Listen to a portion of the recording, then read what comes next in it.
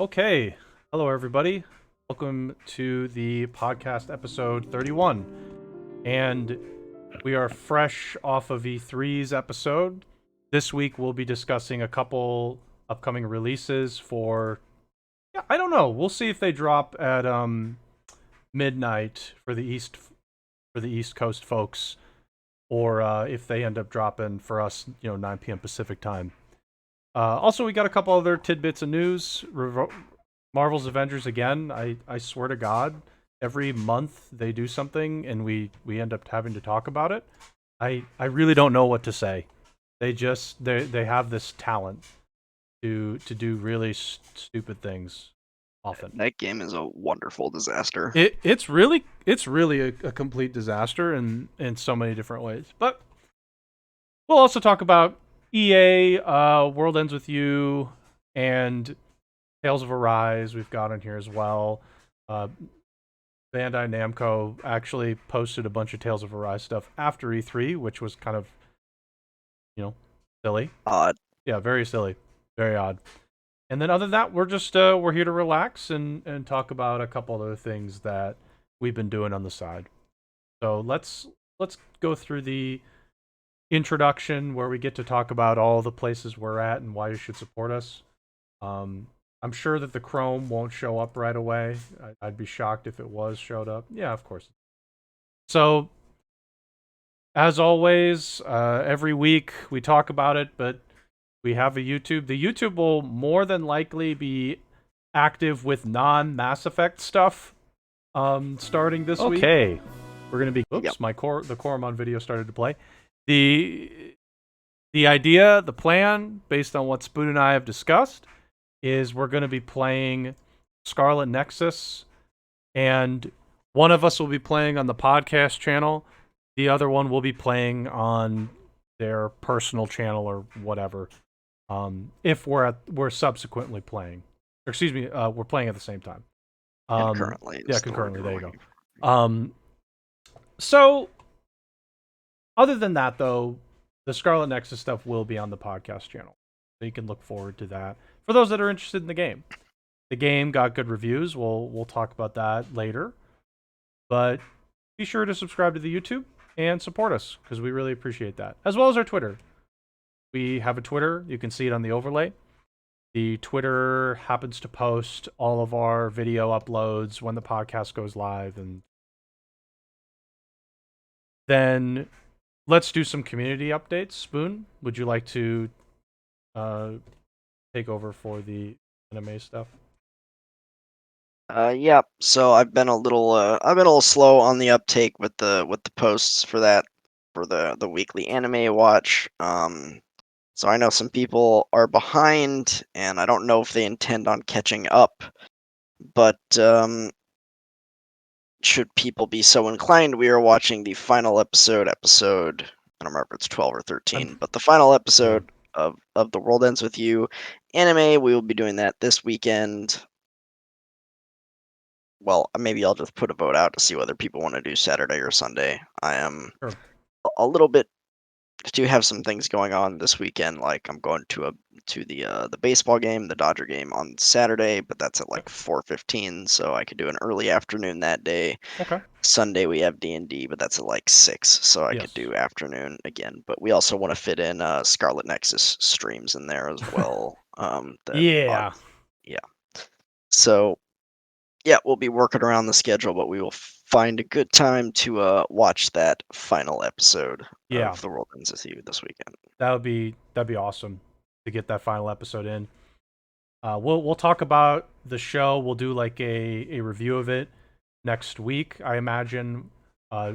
Next week's podcast to be determined, by the way, due to my school schedule. I have an exam next week, but we'll get the final episode in, and then we'll do a little review of it. We'll talk about what we liked, what we didn't like, and things like that. I would imagine we're doing that. So that's the plan next week. Mm-hmm. And at some point, we should discuss the Scarlet Nexus stream schedule at some point, though, and maybe now is a good time to do it because then after that we can just get through all the news and such. We can do it now, or we can do it when we talk about Scarlet Nexus I, w- later. I don't know. I It's up will. to I you. would like to do it now if that's okay. Okay. Yeah. Um, Sure. so the plan, besides what has already been explained with the stream schedule, is that for Spoon and I, we're gonna try and stream this game as much as possible. It's depending on the length. I'd say it's doubtful we'll finish this thing in a weekend, obviously, due to our own schedules. But the plan is to play as much as we're comfortable and possible. I've So heard go ahead. on the reviews that I've looked at, I've heard varying opinions on the length of the game for one story. For one story, I heard one outlet say it was like 15 to 20 hours for one story, but and then I heard another say it was 25 to 30 hours for one story. Okay, So let's. I think that's assuming. I think the person who had it 15 to 20 hours didn't do very much of like the character side quests and the side like didn't do very much of the side content would Sure. be my guess. If you want to do like all the side quests and get all the character story quests in, I think it's going to be in the 25 to 30 hour range for For one story. one of the two stories. Okay, So, then let's just worst case scenario, one of us does 30 hours. More than likely, it'll be Spoon. Me, safe to say, I won't do every side quest, but the character ones I'll definitely do. Um, but even outside of that, the idea is we're going to play as much as possible. Now, obviously, I can speak for myself and say that if the game ends up dropping tonight at 9 p.m. Pacific time, it depends which platform you're playing on, but on PS4 at least, there's a countdown and it will be available at 9 p.m. tonight on okay, PS4 assuming that's across the board for PS4, and Xbox Xbox, systems, which is what you're whatever, playing on. then my plan is actually to start it tonight, if possible, unless like something happens with my TA work tonight. My plan is to start tonight. Once right at when I'm done, my plan is to start and play for at least an hour and a half to 2 hours, whatever amount I can do this evening. That is my plan. And then tomorrow, given I have time to do my TA work because I didn't do it Monday, and additionally do my studying, which will probably be about an hour or two, I'm going to be playing the rest of the time that I am available to play outside of doing other stuff, running errands. So I fully expect to be playing hopefully an hour and a half to 2 hours tonight, at least 3 to 4 hours tomorrow, and then this weekend, outside of all of our other commitments, and even D&D tomorrow as well. My plan is to try and play at least 4 to 5 hours each. So I'm hopeful that I can finish this game sometime around when I'm gonna do my exam. Well, that's one story. That's One story. one story. So the other story, I'm not sure exactly what the plan is for because Boone is going to do the other story. So I'm not sure if, officially speaking, I'll do the other story on the podcast channel. Maybe I'll do that on this as a side thing. Yeah, I mean, I'm not sure we need necessarily, since we're each going to do one of the stories individually as part of this stream. I'm not sure we need to stream the other half of Right. our other playthrough. Which apparently, once you clear one of the stories, you can new game plus the other story and blow through it much more quickly. So Oh, you okay. you don't have Okay, to. okay. You don't have to if you want to get like the authentic experience for playing through the second character, since the characters do play somewhat differently in terms of their combat. Yeah. But if you want to play through the other story more quickly, you can new game plus it once you've cleared the first one. So Right. That makes sense if you want to actually like just go through the whole experience fresh. I'd probably new game plus it though because I just like yeah. I've not heard. Maybe this is like a spoiler territory that they wouldn't talk about. I don't have any idea if there's like a epilogue Yeah, or like sure. a thing once you clear both stories, if there's like something that like it converges at the end for like the true ending or something like that. I don't know if there's anything like that. I would hope there is, but maybe not. I think there will Like, be. I think there will be. I'm hopeful that there's at least one like epilogue quest where both characters kind of come together in some fashion. I hope so. That would be nice. It would also be nice to have like a little. I'm not gonna call it Easter egg, but like a completion bonus where that epilogue comes into play when you beat both characters. You get the epilogue. We'll see I mean, how they I deal with it. assume at least there will be like a trophy or achievement Oh, for absolutely. completing each of the stories. So I if you want to yeah. like 100% the game, you have to clear both Yeah. stories, obviously. So Yeah. That makes sense to me. That would just be like a sensible thing to do. So that's the plan. Obviously, I can't speak for Spoon, but Spoon's already kind of talked about his schedule a bit. But my plan is to try and, outside of my own studying and other commitments, which I typically study about an hour or two every day at this point.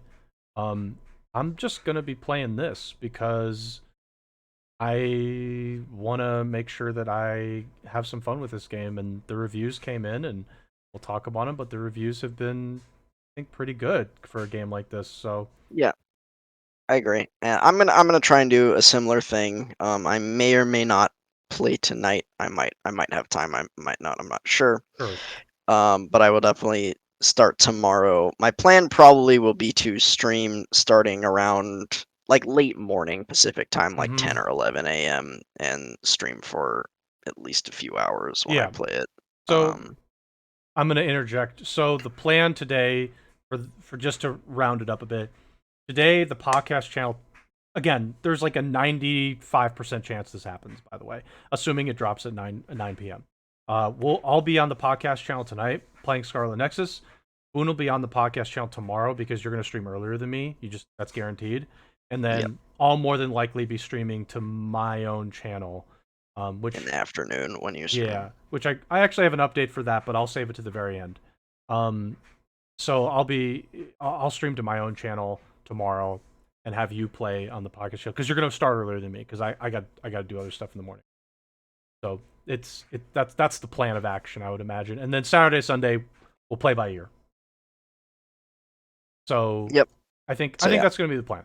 lots of Scarlet Nexus content coming up for both the stream, the Twitch channel, and the YouTube. Yeah. Oh yeah. The YouTube. The plan is just to again go over this again for those of you that are interested and can't make all of these Scarlet Nexus streams. The plan is for myself and for Spoon, we will be uploading our playthroughs, whether it's long playthrough versions or shorter segments.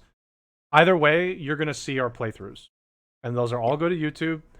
And so Yeah. if you miss out, you're really interested in the game, or you just want to like get some like quote unquote demo idea of how the game plays, and maybe you enjoy it before you purchase it.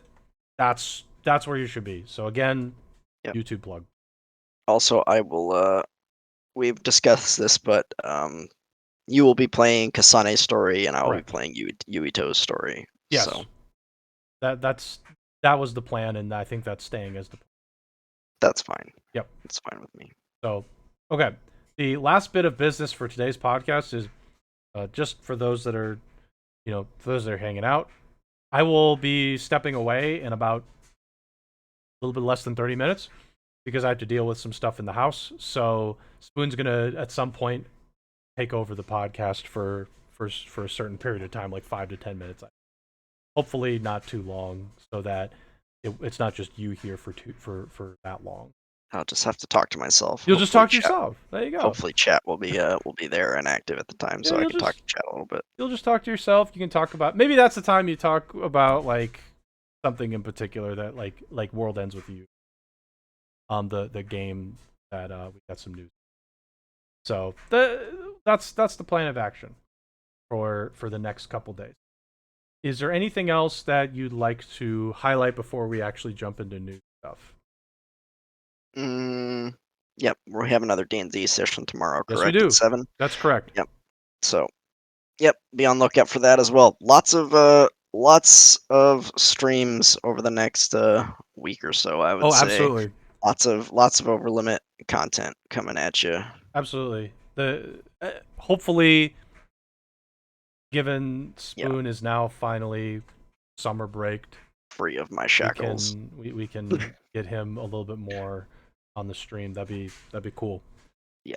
So okay, Also, go I ahead. know we talked about this in private, but we are planning on doing a review of Scarlet Nexus once we get through it. I don't Yes. know if we're gonna wait until we both finish both stories, or if it's a one story thing, or yeah. And I know we had talked about it between us doing it next week on the podcast. I Sure. think that's going to be a stretch with the It length is. of this game. It is.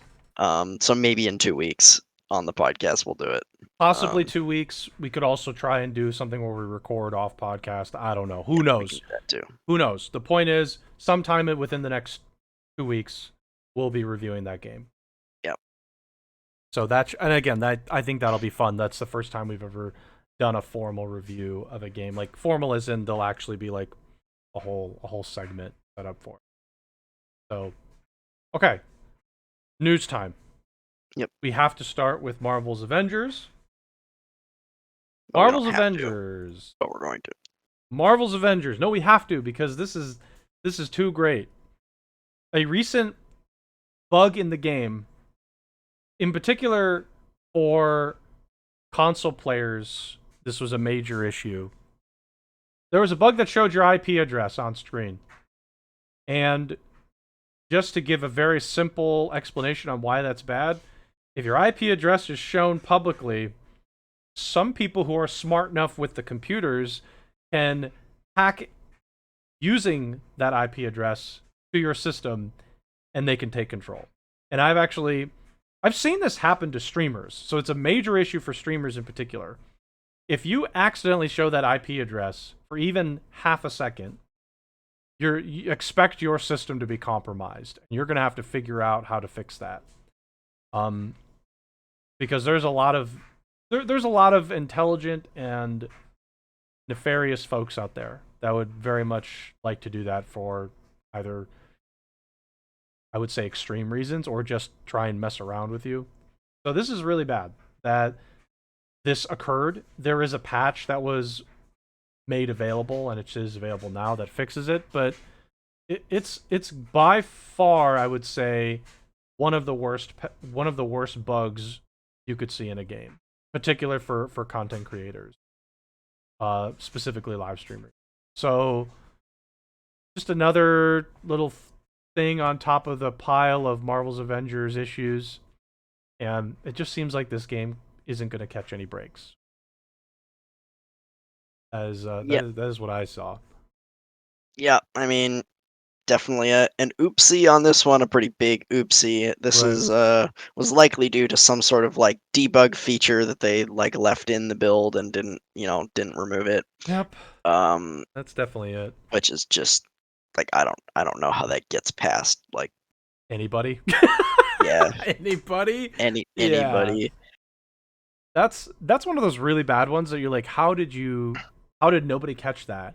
And it's interesting how you're like, okay, well, I feel like somebody would have caught that at some point, and somebody accidentally uploaded some some Yeah. developer Yeah, build maybe they uploaded issues. the wrong build or something I don't to know. the when they uploaded the patch the first time. I don't know, but that's a Horrible. big oopsie by Marvel's Avengers. I didn't hear anything about anybody being super severely affected by this, so that's a good thing, Yeah. though obviously my ear hasn't really been to the ground on that type of stuff. But yeah, I haven't seen anything about anybody getting hacked or having Yeah. their system compromised due to this. So that's kind of a few um, oopsie, but it doesn't seem like it really affected anybody too much, at least that not publicly, not that Yeah. we heard about. So maybe they can breathe a sigh of relief that though this was a pretty bad thing to happen, Yeah. that it didn't get worse. So Yeah. No, I obviously obviously I don't think either of us was paying that close of attention to be like, oh, these people got no, compromised, but like it's still just like, wow. Again, good thing that there were like no live streamers in particular playing that, on their streams, and if there were, that's really unfortunate. yeah, good thing this game is dead and nobody plays it. Exactly. That's actually, like I was about to say, is like, man, good thing nobody plays this because that's like really bad. Um, and you just, yeah, I don't know. This game is, um, I wouldn't be surprised if after all their DLC roadmap is done, they just say, okay, we're done now.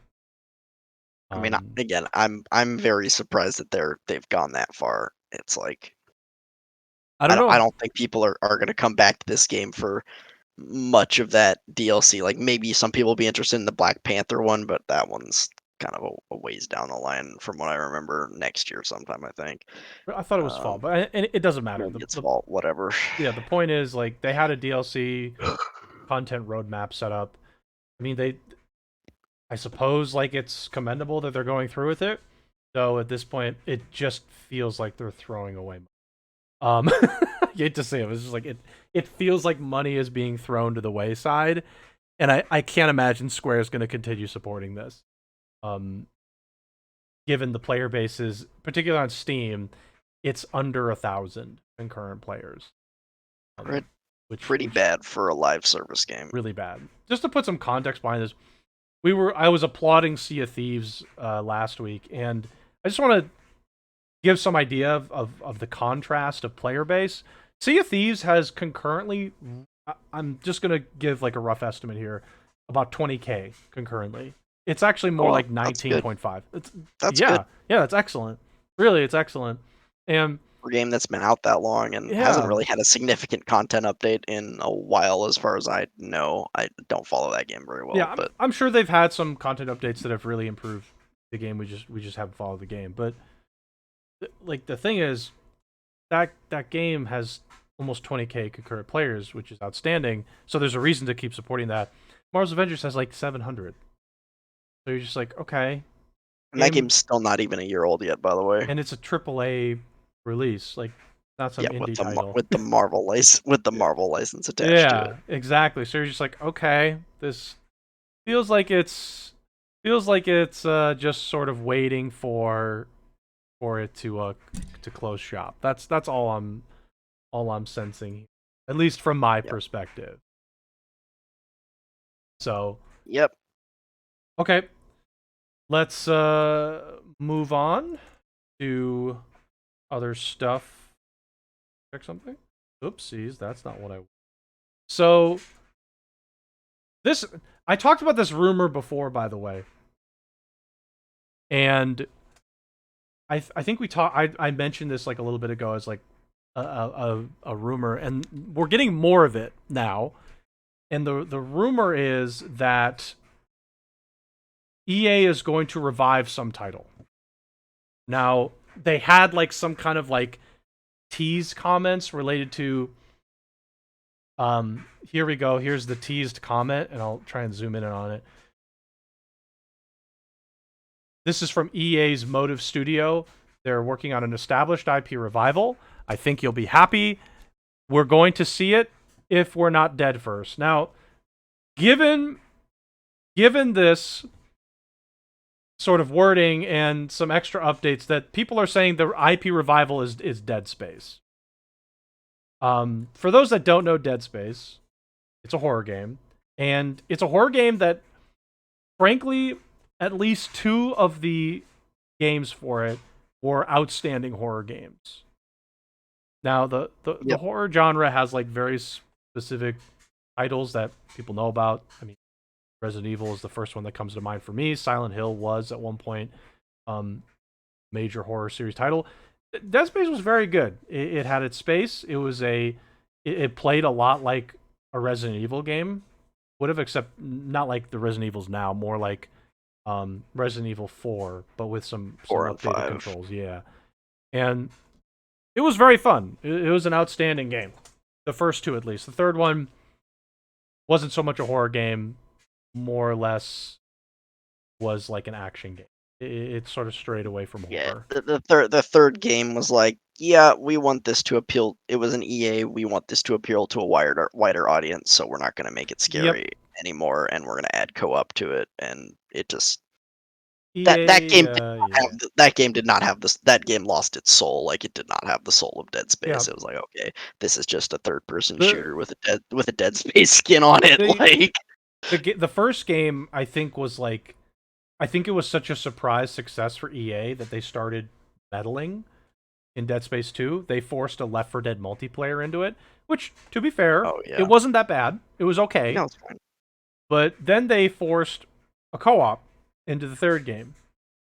and the co-op wasn't bad or anything like that. It was implemented well, and they but also it didn't. forced a crafting system and a like scraps this weird material system that they ended up monetizing, and like Yeah, I feel like that game got hit by the point where some of these big publishers were still like experimenting with like what they could monetize, and oh, everything needs to have multiplayer, and they want to like start monetizing things. And I feel like EA kind of was experimenting there, and it fell really flat. And it did, yeah. yeah, It was like the, the games, by the way, were never long. They weren't long story based games or anything like that, and the multiplayer for Dead Space 2 died out so fast. People tried it and it was fun. Like I remember we tried it, as I did, and it was fun.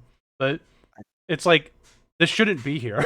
It just shouldn't be here. It's weird that yeah, this is here. like So this game does not need multiplayer. exactly, it's not like the right thing to have a multiplayer for. But I'm happy to see a revival. Um, I do think the first thing they should do is they should do a Mass Effect Legendary Edition to this series if they want to try it. Dead Space 1 in particular could use touch ups. It's been a while. That game came out right after Mass Effect came out, like about a year. And it could use touch ups because it's a really fun game. Dead Space 2 Yeah, could also use a little bit of touch ups, but it looks pretty good still. Dead Space 1 was fall 2008, I Yep. want to say. Yep. So that's it's been some time. And it was a perfect release too. Tactically released right near Halloween. It was perfect. Yeah. So they No, really did a good job. their advertising campaign for it was really good too Yeah, when it was coming out. they did a really good job with all that. And again, That I'm happy to see a revival for this. I've been hoping for this for a while. I hope that they go back to more like um to more horror based roots because this game, like the controls for it felt really good. The game, the overall ambiance of the first two yeah, games felt really good. the atmosphere was great. Yeah, it was really good. The monsters were scary and yeah. Things were creepy. It was like, okay, this is creepy. Like this could work. Space zombies, but there's a couple twists on it. The story wasn't like perfect, but it was enough.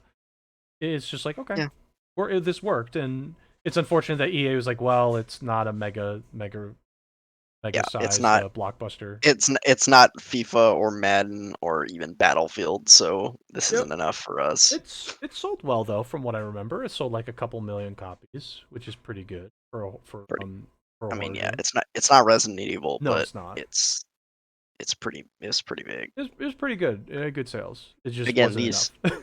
these genres just don't horror does not have the wide appeal that sports or like Right, Call of Duty or Battlefield or right, those things that like it's not gonna be gangbuster like that's not gonna be gangbusters like that. It may be like sure. gangbusters in terms of the horror genre, but it's not gonna be it's not nothing is Madden or FIFA No, except for those. no. And they've tried putting those kinds of microtransactions like those card packs into real games like Battlefront 2, and the gaming community was like, No, uh-uh, it doesn't. get Yeah, that out. That works doesn't in your work. sports game community and they accept it, and then you know what? Fine. They can have their crap microtransactions, but we aren't taking that. We Right. aren't taking that over here. We don't accept that. No. I'm with you. I mean, they did try all the card pack models in various different titles, and it just doesn't work. Actually, like everybody tried it in various different titles, like Shadow of War. Shadow of War tried that. They tried the loot boxes, like basically God. treating your orcs as cards. They tried that. Didn't make people happy. People have tried various different things, and um, I hope Yeah. with this revival, I just hope that they treat it like some of the, like, for example, Star Wars Squadrons type things are like, look, if this makes a profit, that's great. Just be over here, go make a profit, stay over there. Yep. We'll put as much resources as we feel we'll get a profit from, and we'll Yep. just put all of it. We'll continue to focus on FIFA and such. But like, let It, some of these yeah, studios just make a profit and move on. exactly. I agree. As long as they're making a profit, they should be happy. They don't need to be a multi-billion-dollar franchise like Madden Hmm. and FIFA is. But if they make a couple million in profit or whatever it is, they should be happy. Again, it's not gangbusters like they really want because they're EA, but Right. you know, sometimes you get a little credit if you just make the fans happy, right? You Yeah. give them what they want. Like you give them like a kind of a, I won't say it's a cult classic, but a semi-beloved series like Dead Space. Like in its niche, this was a beloved series. Yeah, I it would was. say like Yep. people really like the first two games. Yeah. Um, They just yeah, it's like I think I think it's a little bit too much for EA, people like EA and Activision in particular. We're like, okay, we're not diversifying our portfolio, so to speak. They're like, we're just gonna. It's like how when Sony said we're only going for blockbusters. That made me like cringe a little yeah, bit. no, It's yeah, like it's bad. diversify your portfolio. Like Dead Space is not the the ultimate like um profit monster. It's not going to be your high value, but it's probably like a mid to low value. So diversify into that area. Dead Space will more than likely make a profit because it's a series that has a good name. So revive it, make a small profit, keep it over there. You have your big returns, but here's a medium to small return. Diversify. I just wish like people like Activision and EA would think more on a broad perspective. Their problem is, oh well, this isn't a major thing, so boring, boring. Yeah, it's just like you're having Dead Space work and make a couple $1 million of profit. I don't know, maybe it's more. I don't actually know like how much profit the games made, the first two at least. But having those games just make a couple million profit, it's profit. So you're putting it in your Yeah, pocket. It's not bad. exactly. Profit is profit. It's Again, yeah, it's like it's not profit. Madden, it's not FIFA, it's not Call of Duty, but it's never going to be those things. It can't be those things. It just doesn't have the wide appeal that those Right. games do. And you never know. You never know. Just keep it going. Let it grow a little bit here. Yeah. But yeah, Again, I'm this, happy. by the way, I know we're talking about Dead Space a lot, and people seem pretty certain of this, but this technically is still a rumor. This is not an official announcement, so Sure. we'll see. Everybody's saying Dead Space, so I'm inclined to believe it's Dead Space if all Yeah, I these mean, different outlets are going there. I'm hoping it is too, but you know, Um, by the way, we'll know officially July 22nd during the EA Play event, okay, which is so a just to it's be about a month clear, away. yeah, it's a month away next July. It's on a Thursday, so that could be something interesting. I hope it's Dead Space, but honestly, I'm sure there are some other IPs that EA holds that I mean could be revived or so. But everybody's saying Dead Space. Okay, let's keep going. By the way, at this point in time, Spoon, I'm gonna go step away for about 5 or so minutes because I need to deal with house stuff. So during the Neo World Ends With You demo and such, maybe I'll let you take over. And also, afterwards, should I take too long, we have Tales of Arise over here. So Well, we'll start with Neo. I I know you can't can't control the control it. stream, I know you so can't control it, but I'm just saying the next two things are Neo and Tails, so you can take both while I'm gone. Okay. Good luck, my friend. okay. Otto has some stuff to do around the house since he is home alone today apparently, and there's people coming. But hopefully chat wants to talk about this. We have a announcement. This was yesterday actually. Um, they Square Enix posted a new about uh 5 minute or so trailer showing some characters, some cutscenes, some voice acting, and some of the combat for Neo: The World Ends With You. Um, and then they released this blog article on PlayStation that talked about the combat a little bit and how they were evolving it from the DS version, and that there's going to be a demo that's coming out tomorrow, with June 25th, which is tomorrow. And as we know, the game releases at the end of July. I believe it's July 27th. Um, yeah, July 27th, which is a Tuesday. on the Switch and on the PS4. I don't know if the demo is going to be on the Switch. I assume it's going to be, but this announcement was specifically towards the PlayStation side of things and this PlayStation blog. But I assume it's going to be on Switch as well, unless Sony paid for some exclusivity on the demo or something like that, which we don't know about. So we'll see tomorrow if it's on both or if it's just on PlayStation.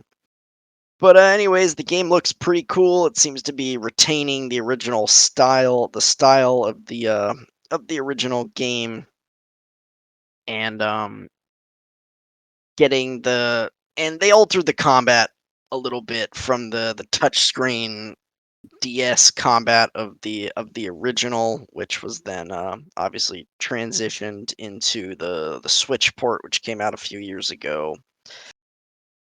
So yeah, the way they're saying the combat is going to work is there's still the pins that you use that are all your different psychs or your different like types of attacks, and they all do different things, and they'll still evolve and they'll upgrade and evolve the more you use them. But you're gonna have a team in this game. In the first game, it was just your main character Neku and a partner. In this game, it seems like you're gonna have a team of up to four. They said in the demo it's 3, but I've seen clips of it with 4, and maybe it goes higher later, we don't know. A team with up to 4 characters, each can equip 1 pin, and then each pin is each character and pin is controlled by one of the buttons on the controller, so you can swap freely between the characters by pressing their attack button, and after you press their attack button, then you kind of gain control of that character, and you'll have to move around and dodge with that character. But you can switch on the fly by pressing the attack button for any of the characters that you have in combat for their pin, and and then there's sort of a combo system where there's this pop up that shows up on the enemies. It's like says drop the beat or get in the groove or something like that, and you if you hit the enemy, well, that shows up. You build up your meter, which charges up your team attack,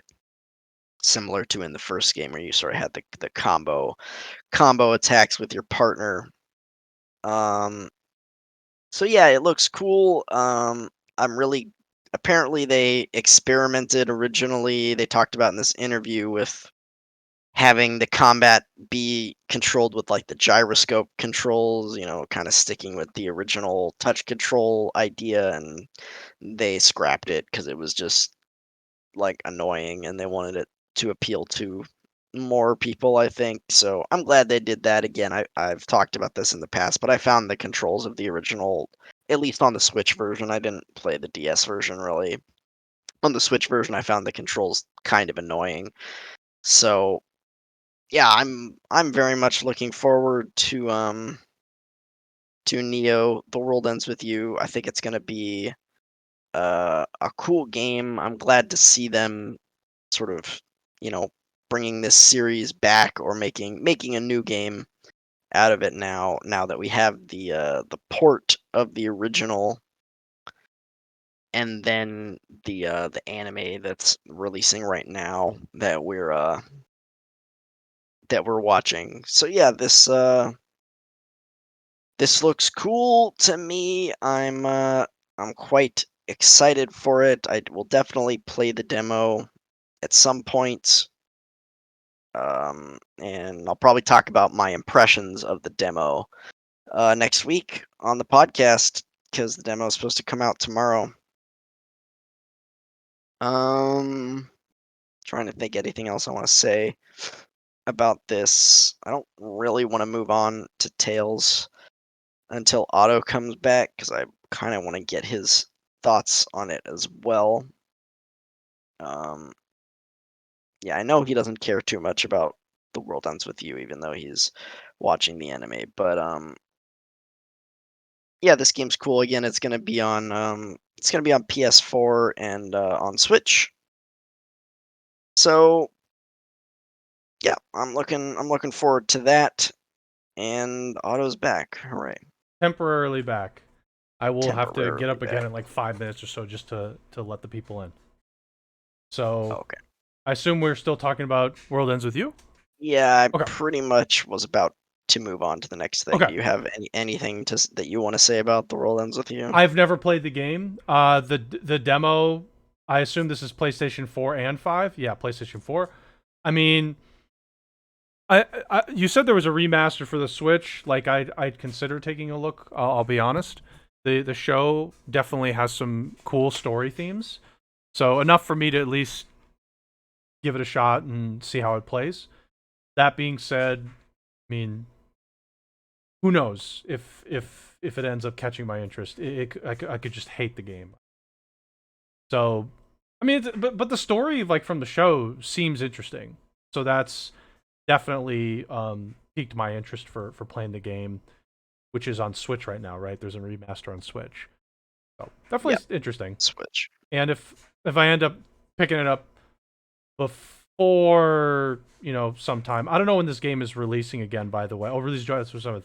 So I'd also be interested in just trying downloading this demo, just giving it a Yeah, shot as well. I don't think. I mean, you might miss a little bit, but after you've watched the anime, um, you may be able to just jump into this one without playing the first game. To be Yeah, honest, yeah, yeah. so I feel like if the story is mirroring the game for the most it's part. basically. I mean, it's the same. They've obviously left some stuff out, but Okay, it's there. The okay. story's there for in the anime at least. Then yeah, I'm interested in the demo. I'd have to get the PS4 up, but the demo would The be demo interesting. the demo might they didn't say again. These I talked about this already, but they all these ads were from the PlayStation side, but it's possible the demo is going to be on Switch as well. We just don't know yet. Sure, yeah, we can take a look at that for sure.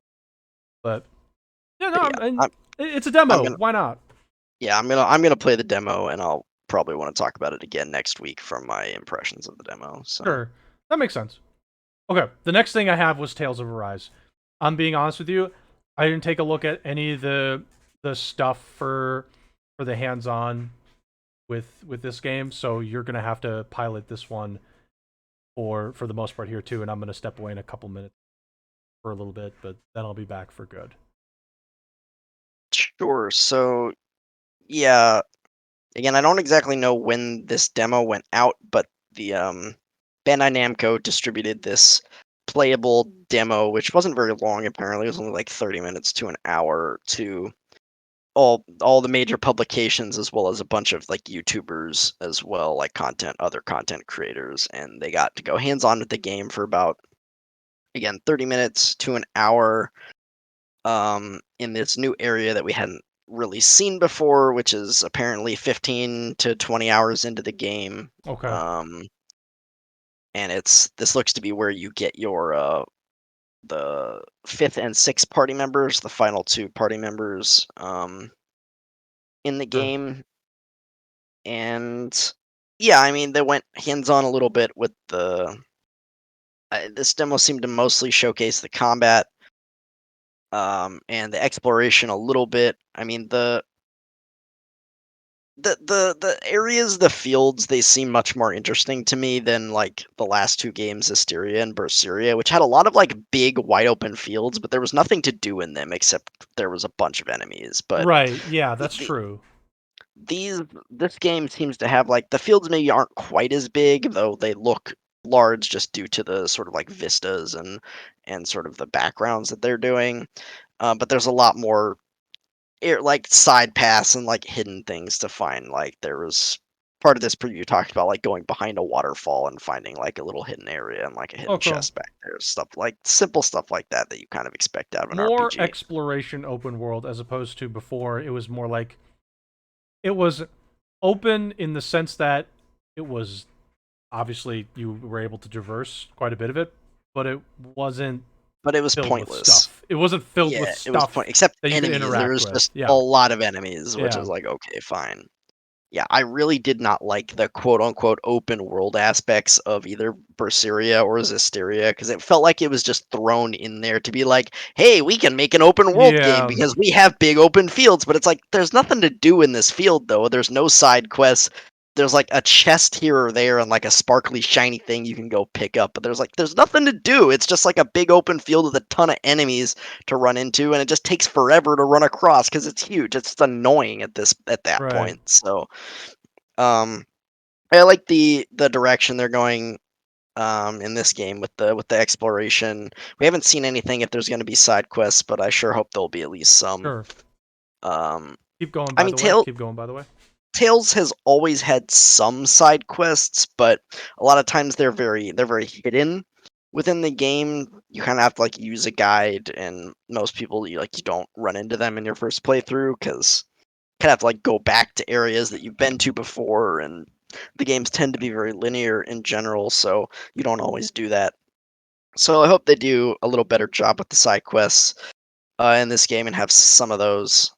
Um, and then it went over a little more of the combat in this demo, which it looks like Tails combat. It's free run is there by default, which is good.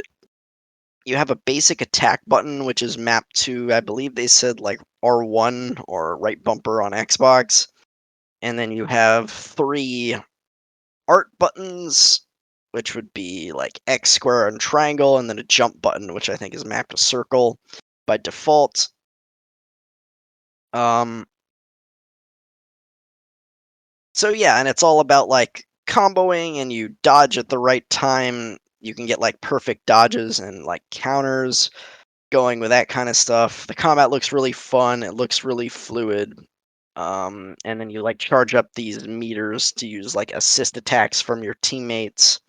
And then when you get the enemy's health low enough, and um, again, there's like a meter that fills up around the enemy, which exactly don't know how it fills up, but usually it fills up when they're low on health. You can do this like big like combo finishing attack that looks big and cool. And every character has certain the six party members, I mean, have certain like traits and then like a special ability type thing that they each can use. The one I've seen the most and one that I understand is for the main character Alphen.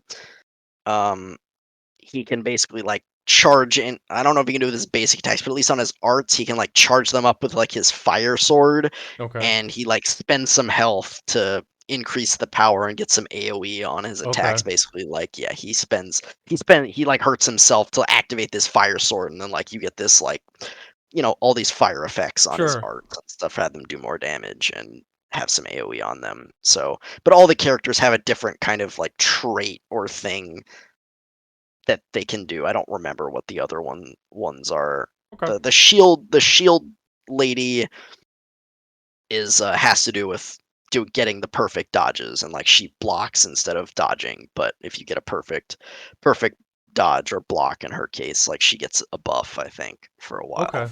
Um, so Got it. So, yeah, that oh, go ahead. No, keep going. Keep going. no, the six characters like they seem interesting, and they'll play differently. I mean, you have Alphen, who's your kind of the main character. He's your typical sword wielding protagonist. You have Shion, who is the female lead who uses a gun and uses arts and has some healing as well. You have Rinwell, who's your mage. You have Law, I think his name is Law in English. Okay. He's your monk. He's like just a gauntlets melee fighter. He'll be like really fast. Okay. You have I don't remember the name of the other two. You have the shield lady, who is going to be like a lot slower, but she's focused on defense. And then you have I think he uses like a staff. It looked like a spear to me, but anyways, he uses some sort of pole weapon. And he has some melee and some arts. Okay. Apparently, it's like he's kind of like a hybrid going on. Um,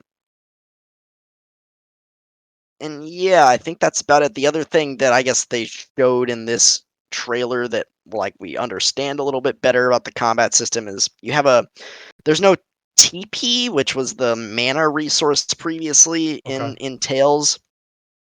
Um, so you can kind of use arts in combat at will based on your little like there's this like these squares basically that drain some arts. Most take one, but then some of the stronger ones will take more than one. But you can Okay. chain arts as much as you want Got it. based on those, which is similar to like the soul system from Berseria. But Hmm. But the what I was getting to was that so healing, they have turned healing into a separate resource that's called CP or cure points. Okay. And every time you use a healing spell, it costs some of those cure points, basically. So you can't like infinite heal. Okay. Thing. But you still have items, like you have apple gels, which those don't cost CP to use. That's a separate resource. And then you have orange gels, which again restore TP in the past, but they restore CP now. Okay. So you've got a resource for magic and a healing resource. Does everybody have healing at their disposal? Just specific characters? Because like you Um, wouldn't do that unless you would think, okay, everybody can heal in some no, capacity. it's a global resource. CP is a global resource for the entire Oh, party.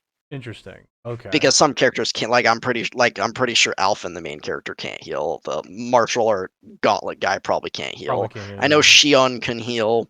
Maybe the mage, but usually the offensive mages in these games just have offensive spells and they don't heal. Um, and I don't know about the other. I assume the spear guy, who's kind of hybrid, probably has a little bit of healing, similar to a character like Kratos Okay. from Symphonia, who is kind of like a melee guy, but he has a little bit of spells as well. So Okay. he had some healing.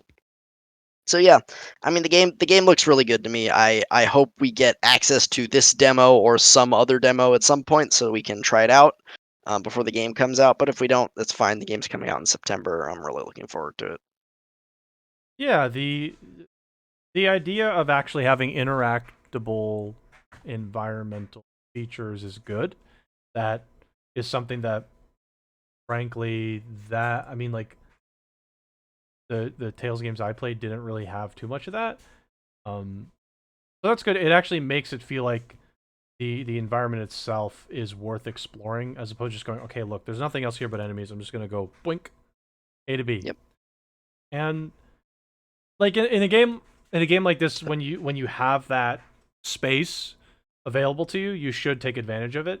So I'm glad that they are. And what I'm looking at for this screenshot looks really nice. It's definitely several steps above what previous Tales games were as far Yeah. as graphical fidelity concerned. The Yeah, this looks really pretty. It's additionally, I will say it's a little bit of a step in a different direction for the artistic style as well, which is interesting. I'm curious to see how that'll work with people who are more familiar with the series. And I mean, it's it's a game that I wish was at E3. I'm I'm Yeah. like actually kind of I don't want to say even kind of I'm really disappointed that Bandai Namco didn't show it at E3 because the only reason I say that is E3 is like the perfect opportunity for them to find new fans potentially. And they instead chose to talk about a a like very mediocre looking horror game, which sucks cuz a game like this like just based on what I'm seeing with the screenshot, you can get new fans to take a look at this now. It just looks visually different. It looks better. Yeah. It looks like a game that's coming out now, as opposed to Yeah. games that are like, okay, this is releasing in 2018, but it looks like a game from 2013 kind of deal. Yeah. Like I hate to say it, but Berseria did not do itself any favors. And Um, Berseria, like Zisteria and Berseria, both, well, they were both released on both PS3 and PS4. So that's part of the problem. But they were using the same engine for, I want to say, for like at least Exilia 1 and 2, and then Zisteria and it and looked like it. Berseria all use the same engine. If not, Graces use the same engine as well, which was before It Exilia. it looked So like it, and that's a it, it, problem. it was like a 6 7 year old engine by the time Berseria came out. Yeah, it was outdated Yeah, and for that's sure. and that can turn some people off. It can, and like, but what I'm looking at here should have been at E3 because you could have gotten a couple more new fans. You definitely should have talked about this at E3. It's really I, disappointing that I've definitely seen comments on Twitter and in YouTube comments on as well on Tales of Arise stuff for people saying like, "Hey, I've never played a Tales game before, but this game looks dope. I'm probably gonna it buy looks great. this." Right. Like, So like That's like E3 was the perfect opportunity for this, and they squandered it with some lame-o horror game. I hate to say it, but it looks lame. It's just like, okay, this is a by a numbers horror game. There's nothing special about this. Why are you talking about this? Like, this is like Yeah, a really interesting franchise that you've, I don't want to say you've reinvented it, but you're making some th- pivots in certain areas that people they might like. they have. They said this is like their it's a soft reboot of Tales. It's like it's not really a reboot because it hasn't been gone that long, but Hmm. it's been 4.5 years since the last game came Right. out, and they're like, they intentionally made these changes because they want this game to appeal to a wider audience, Exactly. and they've been saying that they're like, we want more people to get their eyes on this, we want more people to play this, we want this, we want Tales to be a bigger series like in the West and around the world in general, This game, and uh, it's I know like certain folks don't like the Final Fantasy style, but the Final Fantasy style has an audience. Starting to look a little bit more like that. I don't think it's a bad thing. I think it's like if you can keep your core fundamentals of what your game is while pivoting towards a slightly more mainstreamed audience, yeah, I think your current fans will still be fine with it. I feel like they should be, and if they're yeah, not, they it is what it is. from what I've seen, yeah, I've been a fan of this series since Symphonia back in 2002 or 2003, whenever that game came out. And I've played pretty much every mainline release that is released here in the US. So I'm a Tales of fan. Everything I've seen of this game so far looks amazing. Mm, It's still Tales. I love the new graphical style. I think it looks great, but it still looks like an anime game. It still looks like Tales. right, Um, they haven't made any changes so far that I've looked at and said like, "Oh, they're losing the heart and soul of the series by taking that out." right. The one thing they've announced that they've taken out that people are upset about is co-op. They've taken co-op out of the game. That was always something that was there in Tales, and I argue that hardly anybody uses the feature, but the people who did use it, I'm sure really like it and are sad that it's I gone. Okay. I feel like I have to say this, but I know people would like it if they like co-op. If you're gonna reinvent your engine and you're gonna reinvent a bunch of your artistic styling, maybe co-op isn't your primary focus. So leaving it out, they can always add it in the next one. Is the idea? Yeah, Just and again, I feel like it's a feature that like has always been there because it's a legacy feature, but I feel like it's a feature that like less than 10% of the people who play and Tales that's the thing. Like use. if it's less than 10%, it's not going to be a high priority compared to the other things that they're doing here. Everything else, like I'm visually looking at this, and we've seen some gameplay before. It looks good. It really does. So I think it's I think it's personally good that they're going on a more mainstream art style. Again, I guarantee there are a couple folks out there that don't like it, and it is what it is. But as long as you're keeping to your core foundations of what your game series means, I think you're fine. Ultimately, you're going to be fine.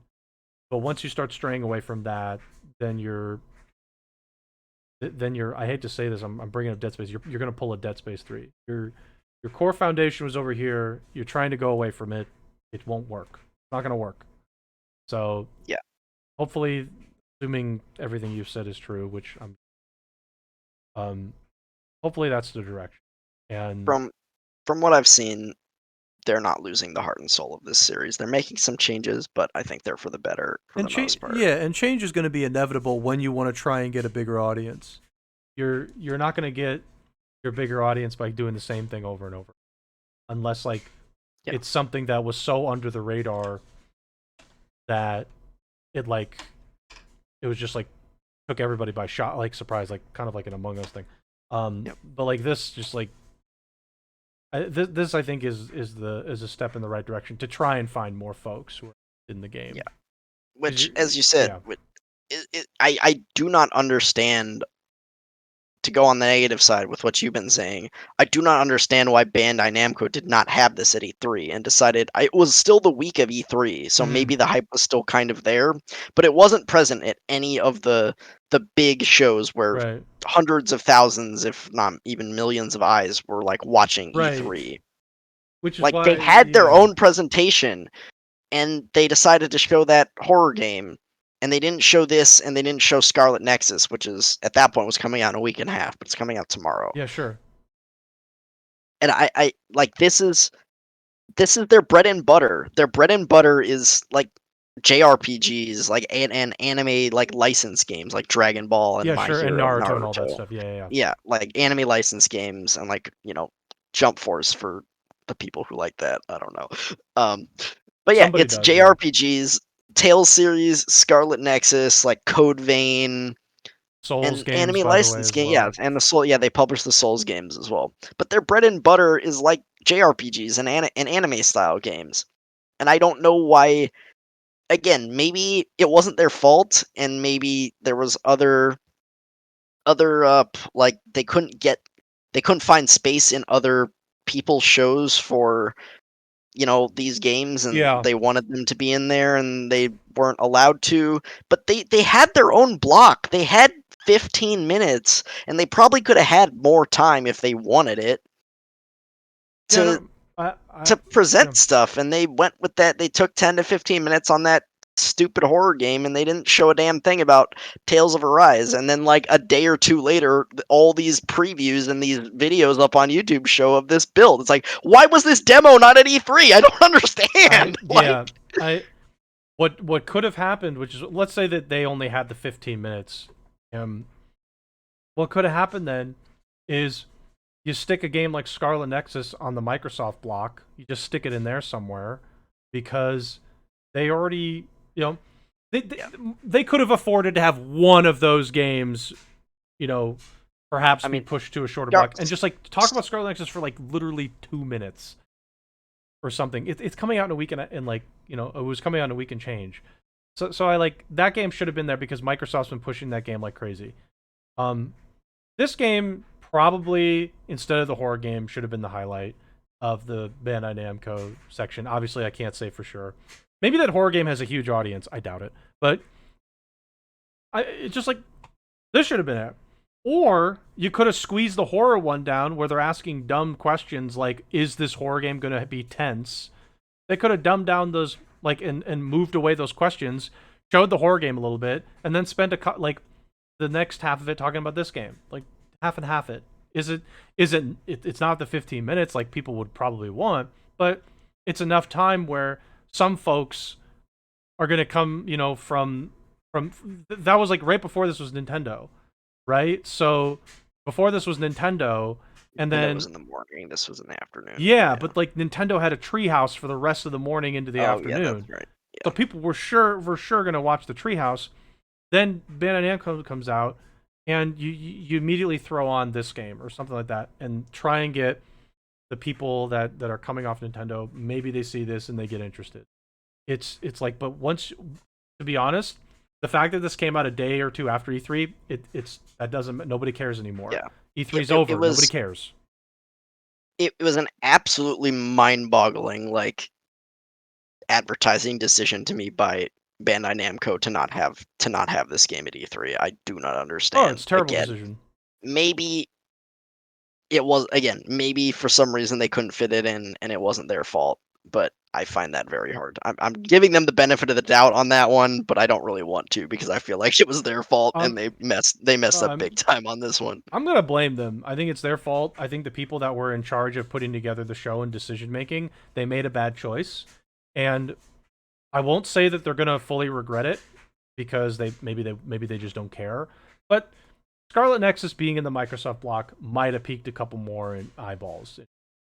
This being in E3 might have piqued some more eyeballs interest. And that's what E3 is about. But if you put this a day or two after, nobody cares. I have to be honest. Nobody cares anymore. Like, your fans are going to care, but nobody else outside of that's going to care anymore because they're going to be like, oh, Yeah. well, it's over. Who cares? It obviously, and the thing I'm thinking about is, was this not good enough for E3? That's what I'm thinking about. I'm like, there was a lot of stuff at E3 that I'm like, yeah, sure, this, you know, is people are spending a lot of money to put this in because it matters and it's good enough for E3. They didn't even put this in E3. Like, what signal is that sending? It's just like, oh, this isn't good enough for E3. It's like, oh, we're not going to spend the money in E3. Well, okay, well, that obviously means you just don't care. So you made all these changes to the Yeah. game. You changed you updated your engine choice, and it looks like you're pushing a lot of effort into the visuals of this game. Why the hell are you not putting this in E3? And Yeah, it's like, like it's a contradictory business decision when they're saying, "Hey, we want this game to appeal to a wider audience, and we want to mark this to the West. We're doing a simultaneous worldwide release. We right? want this game to be mass marketable. We want this game to sell well outside of Japan."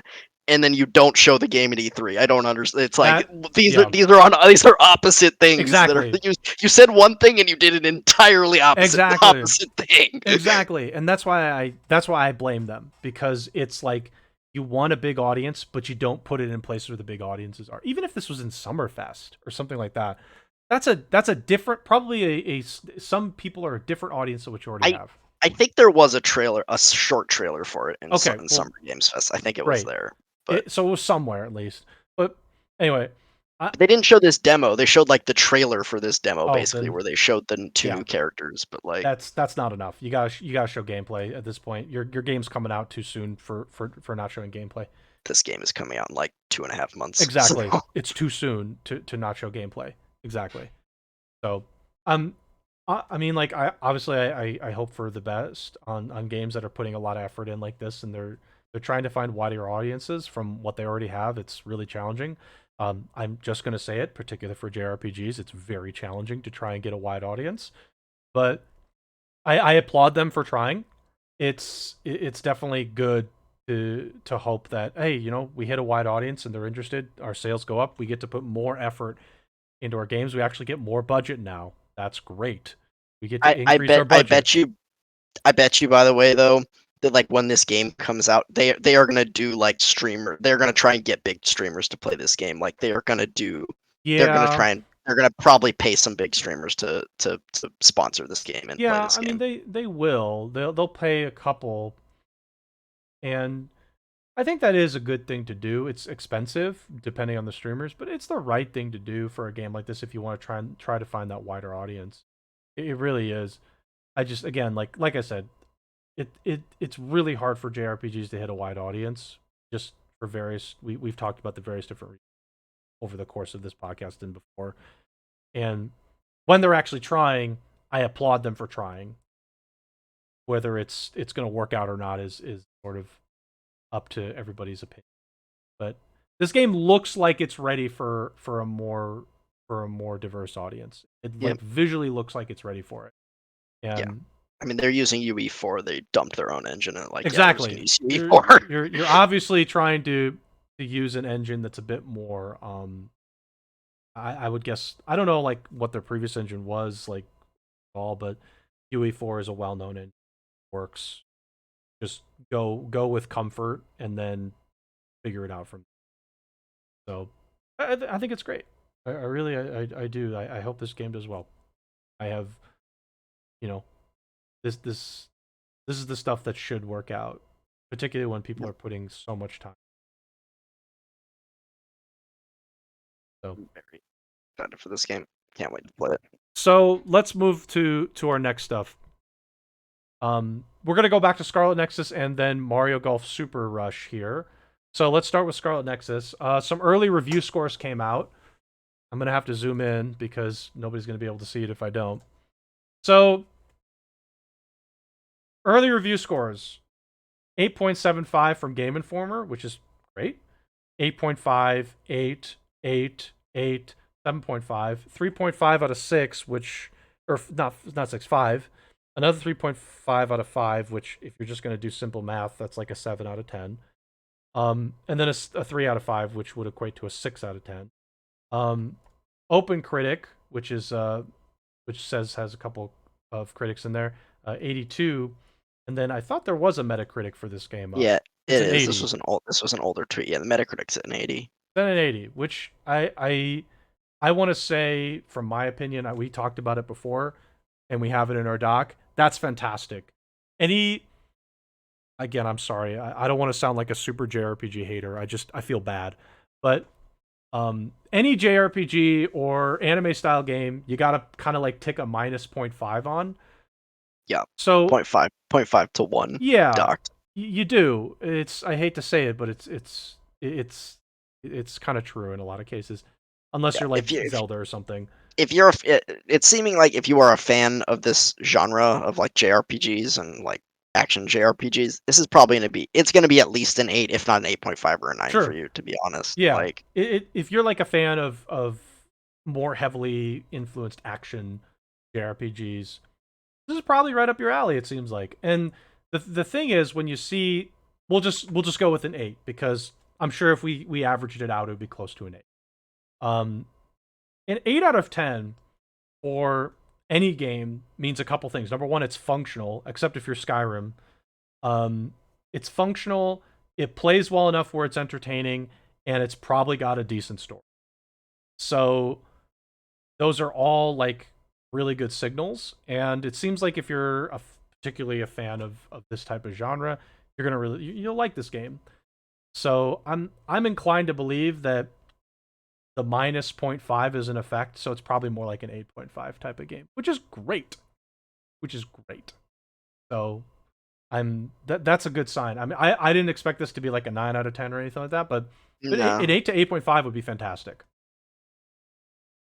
So particularly for maybe a studio where they're trying to make a new game, or this is like it's a new team. it's It's a new team. It's a new team. It's yeah, it's not a new great. studio, but it's a new team within like Bandai Namco, That's good though. Like even if it's a new publisher. team, that's great. Part of the team came from Code Vein, I think. I think like a chunk of it, and some was on Tails, I think, before, and there's people from other places as well, I That's think. But it's it's good. kind of a couple of different teams that they kind of mashed together to make this game. Well, it's great. So, If the scores are true and it sells pretty well, that team gets potentially a green light to make another one of these or another game. or something else, yeah. Exactly. So that's good. Ultimately, that's a good thing, particularly when people are working hard and things are working well for them. So again, I don't know what your 2 cents are on this, but I think an 8 to 8.5 is fantastic for particularly for again, I don't want to sound like a hater, but like if a JRPG gets an 8 or 8.5, that's a great score, It's I good, think. yeah. Would I like to see them get the same praise, like get 8.5, 9.5 that a lot of other games do? Sure, but it's just It, it doesn't have the wide appeal. You're gonna have exactly. reviewers that like don't like it because it's an anime game, or Sure. they don't like the power of friendship that happens a lot in Always. JRPGs, or the Always. convoluted plots, or the slow, just kind of slow paced story in general. Yeah. Yeah, there's many complaints that can be. The one thing I'll say is, like, I didn't read too many. Okay, I will make a couple of comments. Sure. First, the two biggest publications, at least in my eyes, in the West, that people pay the most attention to for at least online, IGN and GameSpot, have Yep. not reviewed this game yet. Okay. Yep. I'm looking at it and I don't see them Which is currently on just like, Metacritic. what are you doing? Like, why have you not reviewed this game yet? Like everybody else did. And I've seen it where IGN and I don't know about games, but IGN especially does not always review JRPGs. But this is a big enough release where they should have a review for this. There's like Like, IGNs from different European countries that are reviewing yeah, but this, but not the main one. not the main But IGN. not the main one. Yep, doesn't look like they did. In progress, Kotaku and Polygon, but I don't see IGN at all in progress on Metacritic. Um, Yeah, so it's just kind of, I don't know. It rubs me the wrong way when I see IGN not review a game, not do a review for a game like this, and I'm like, okay, where's your review? I mean, maybe it'll be coming out in a few days. Maybe they didn't have time to finish it in time, and maybe they're giving it maybe the person's a playing both stories and they just like yeah, wanted to go maybe. hard on both stories. I don't know. I don't know Yeah, when they who get the knows? review But copies in. I mean, all these reviews come out. You'd think they'd at least release a, like, because usually when the review embargo goes out and IGN doesn't have a review out for something, or like they release like a review in progress type thing, where they like Right. put something up that's like, hey, here's my impression so far. I didn't have time to finish the review before the embargo, but I'll have it out in a couple of days, etc., etc. Nope, none of that. Radio silence. We have no review up for the game at all. Yeah, I don't see anything because I just typed it into Google in particular. It's just like breaking down the world of Scarlet Nexus and then everything you need to know. Yeah, which is Somebody's like, playing it, but they're not putting a review up yet. yep. So thanks, IGN, for not caring about JRPGs as usual. I appreciate it. You suck. Oof. Um, Sorry, and continue. uh, I mean, same for GameSpot. To be honest, they should put a review up as well, which they haven't. I don't follow them as much as IGN, but Well, Game Informer did one. Game Informer, I yeah, think, is pretty big. Game Informer is a big publication, but I mean, they generally actually do review JRPGs. But So still, like, yeah, I mean, like, no, okay, they're a it's good. big JRPG reviewer. Giving it 8.75 then is, I mean, I think Game Yeah. Informers are they generally like They tend to be generous? a little more lenient. Yeah, Okay, they then give higher scores generally than okay. the average, I would say. Um, And the other one that I kind of just want to highlight is the one that was the 3 out of 5, the VG427. Again, I didn't Yeah. read the review, but I read the blurb that was there on Metacritic, and at one point there was like a comparison to Devil May Cry Oh, now in I the gotta read. blurb, Yep. and I was like, this game was never trying to be Devil May Cry. Why are you comparing it to Devil May Cry? It's an RPG. It's not a character action game.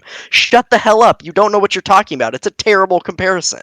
Okay, It's so like here, comparing a JRPG to Mass Effect. It's like they're not the same thing. They're both RPGs, but they're so different. so the review says if you like the sound of a deep RPG with extensive combat mechanics, Scarlet Nexus shouldn't disappoint. If you're expecting something more akin to Devil May Cry, you might find the extensive storytelling gets in the way of gameplay a little too much. I'm like It's an contemplating that thought, RPG. and I'm like, you. It I'm was just never advertised as Devil May Cry. I'm just Like, I like, don't well, understand. even like extensive storytelling gets in the way of gameplay. Like, okay, like I've complained about extensive storytelling too, but the game sounds like it's less. It's like 30 hours or less from a character side. That doesn't sound that extensive. That's not like that extensive. At least just hearing that. So I'm not This sure. person Like, wanted and expected Devil May Cry, and they didn't got a get it, JRPG, and they were and they like, got a JRPG and they're "What? This disappointed. JRPG is a JRPG? I don't But I know." fear it Like, might lose people in its opening few hours. I mean, like, look, there are some reviews you just ignore, and that's probably one of them. And that's just it is what it is. You I mean, ignore it. yeah, I mean, I just hate reading these reviews that are just like tone deaf. It's like you went into the game, you didn't know what it was. It's like, what are you doing? I don't know. It could just be somebody Like, too that was like thrown this, and they're like, okay, I well, mean, yeah, that I mean, happens. that does have. We don't know. The point is, there are some reviews you look at and some you ignore, and that's an ignore. You just okay. This isn't Devil May Cry. It's got there's action in it, but that doesn't mean it's going to be all action. Having a story isn't inherently a negative. I don't know. It's just like weird. I'm like, this is a 30-hour game for one character story. That's not that extensive of a story. I don't know what the deal is with that. That's like that's kind of a silly thing to Yeah, just I, like I, I read. really dislike when I see in reviews they make a comparison to a game that like it's just there's no comparison. It's like they were trying to like you miss the point, my dude. Like that's not what it is. Yeah, I Like don't know. It's again, you just ignore that stuff. You're just like, okay, you got a game you didn't yeah, like. Got it. Whatever. But it seems like it's a JRPG, so if I'm a fan of that, I'll play that. It's just like that's all you yeah. get from the review. It's unfortunate they're like, oh, 6 out of 10. And that's the lowest score on Metacritic, by the way. There's like there may be some Yeah. 60.5s in there, but like there's not that many in the 6 range. Like everything, most of the others are like in the 7 or like the 8 So like the range. So person's like, it's not Devil May Cry 6 out of 10 is what I heard, and I'm just like, well, we're like no shit. this game has a story 6 No out of shit, it's not 10. Devil May Cry. Good call, genius. Wow, you're smart. It's just like me playing Dead Space. I'm like, this isn't Mass Effect. 6 out of 10. It's like, no shit, it's not. What do you mean? Not trying to be that. Exactly. It's like it's not trying to be that. It's totally it is just different. So you just certain reviews you just ignore it. You just move on from that kind of crap. But I mean, like even without that review, still considering okay, this game is probably an 8 to 8.5. This is gonna be a fun game. I'm Yeah, very excited. I'm looking forward to it very much. I'm This looking should forward be to playing it. fun. And the demo was pretty good. So I'm I'm very excited. And the music was good too. Um Yeah. and a 30-hour game, that's in my wheelhouse, baby. That's in my wheelhouse. That's perfect. Perfect for me. It's perfect time. So, okay. Let's go to Mario Golf now. I'm disappointed with the reviews of Mario Golf. I just looked at them. I haven't read any of them. A Yeah, 75. yeah, Oh, 75 Metacritic for a Mario sports game is pretty low. yeah. So let's just maybe go through some of the reviews. Let's start with the high review and then go down to the like middle and low. So, well, did any like really big publications review it so far? IGN gave it a 6. Oh God, IGN gave it a 6. Let me find that. Oh, VG247 gave it a 6 as well. They probably expected a racing game. Um, Speed Golf is a fun addition, but a poor adventure mode. A slight selection of courses and low replayability result in Mario Golf Super Rush being an underwhelming entry into the series. Replayability? Okay. I mean, like, yeah. Okay. I mean, basically, from what I haven't looked at too many of the reviews, but a lot of what I'm getting from the reviews, which is kind of my fear with this game, is it's kind of like there's not enough content in it. It's like it needs more. Like Right. the fundamentals are solid, but there needs to be like more courses, more yeah, just more content in Here, general in the yeah. game. Here's a Like, GameSpot review. I'm just gonna try and go through this very quickly. With three radically different styles of play and some serious inventive courses, Mario Golf Super Rush is a compellingly original sports game. Speed golf and battle golf actively make you adapt to wildly different conditions while balancing technique and speed. I'm just going to say speed. The three-click swing system still feels great, though if you desire a more accurate motion-controlled golf game, this isn't it. Golf Adventure curiously lacks a conventional tournament structure or record keeping, which actively dissuaded me from ever wanting to revisit it. Super Rush isn't the best entry in the series, but it's a worthy addition. Okay. So, yeah, I think your assessment there is people saying that there should have been more might be spot on. yep. I mean, Nintendo has said there's going to be free DLC for this game, so maybe they're going to add more courses, more characters, more stuff, and the Right. complaints will be fixed. But on release, this game Sure. Give looks me like maybe it doesn't quite Yeah, have yeah, yeah. enough content. Give me 1 second, but you can keep going. I think somebody just came in the house. Might have been what I was waiting for. So give me a sec, but keep going. Um, yeah, I'm not sure what else to say. I mean, the game looks fun. It's Mario Golf. It's kind of what you expect. People seem to be raving about the new modes, the speed golf and the battle golf, which are, those modes look cool from what we've seen, and I'm excited to play them. Apparently the story mode or the adventure mode is pretty lackluster, which is not that surprising to me. I'm not really that excited about playing as my me either. I'd rather play with one of the Mario characters, but um, yeah, again, I'm not sure what else to say. It just seems like the game is a little bit Okay. lacking on content. That again, the game is fun to play. The new modes are cool, but there's just not really enough there Sure. on release. So here's my question to you. Obviously, I was gone for a couple minutes because people were coming. Would you, given the score now, we were really excited for this. I feel like we can confidently say that. Are you gonna get it now, day one? Are you still I, gonna get it day I one? I had it pre-ordered already, Okay, you and had it pre-ordered. it shipped already. So Okay, yeah, so then I'm you're getting it. getting it. Okay, I think it's gonna be fun. I think I'm going to enjoy it. Maybe I won't get as much time out of it as as expecting, but it was still a game for me that like with Scarlet Nexus coming out on the same day. Scarlet Nexus is my main game, and I'll play Mario Golf a little bit on the side when I have like a sure. little I think extra we time or something definitely. like that. Did you? By the way, did you figure out the Nintendo Online? Otherwise, I will get you. I'll try and get you squared away on ours. Oh, I haven't looked at it Okay, yet. I'm gonna. I'll just I'll figure it out after this.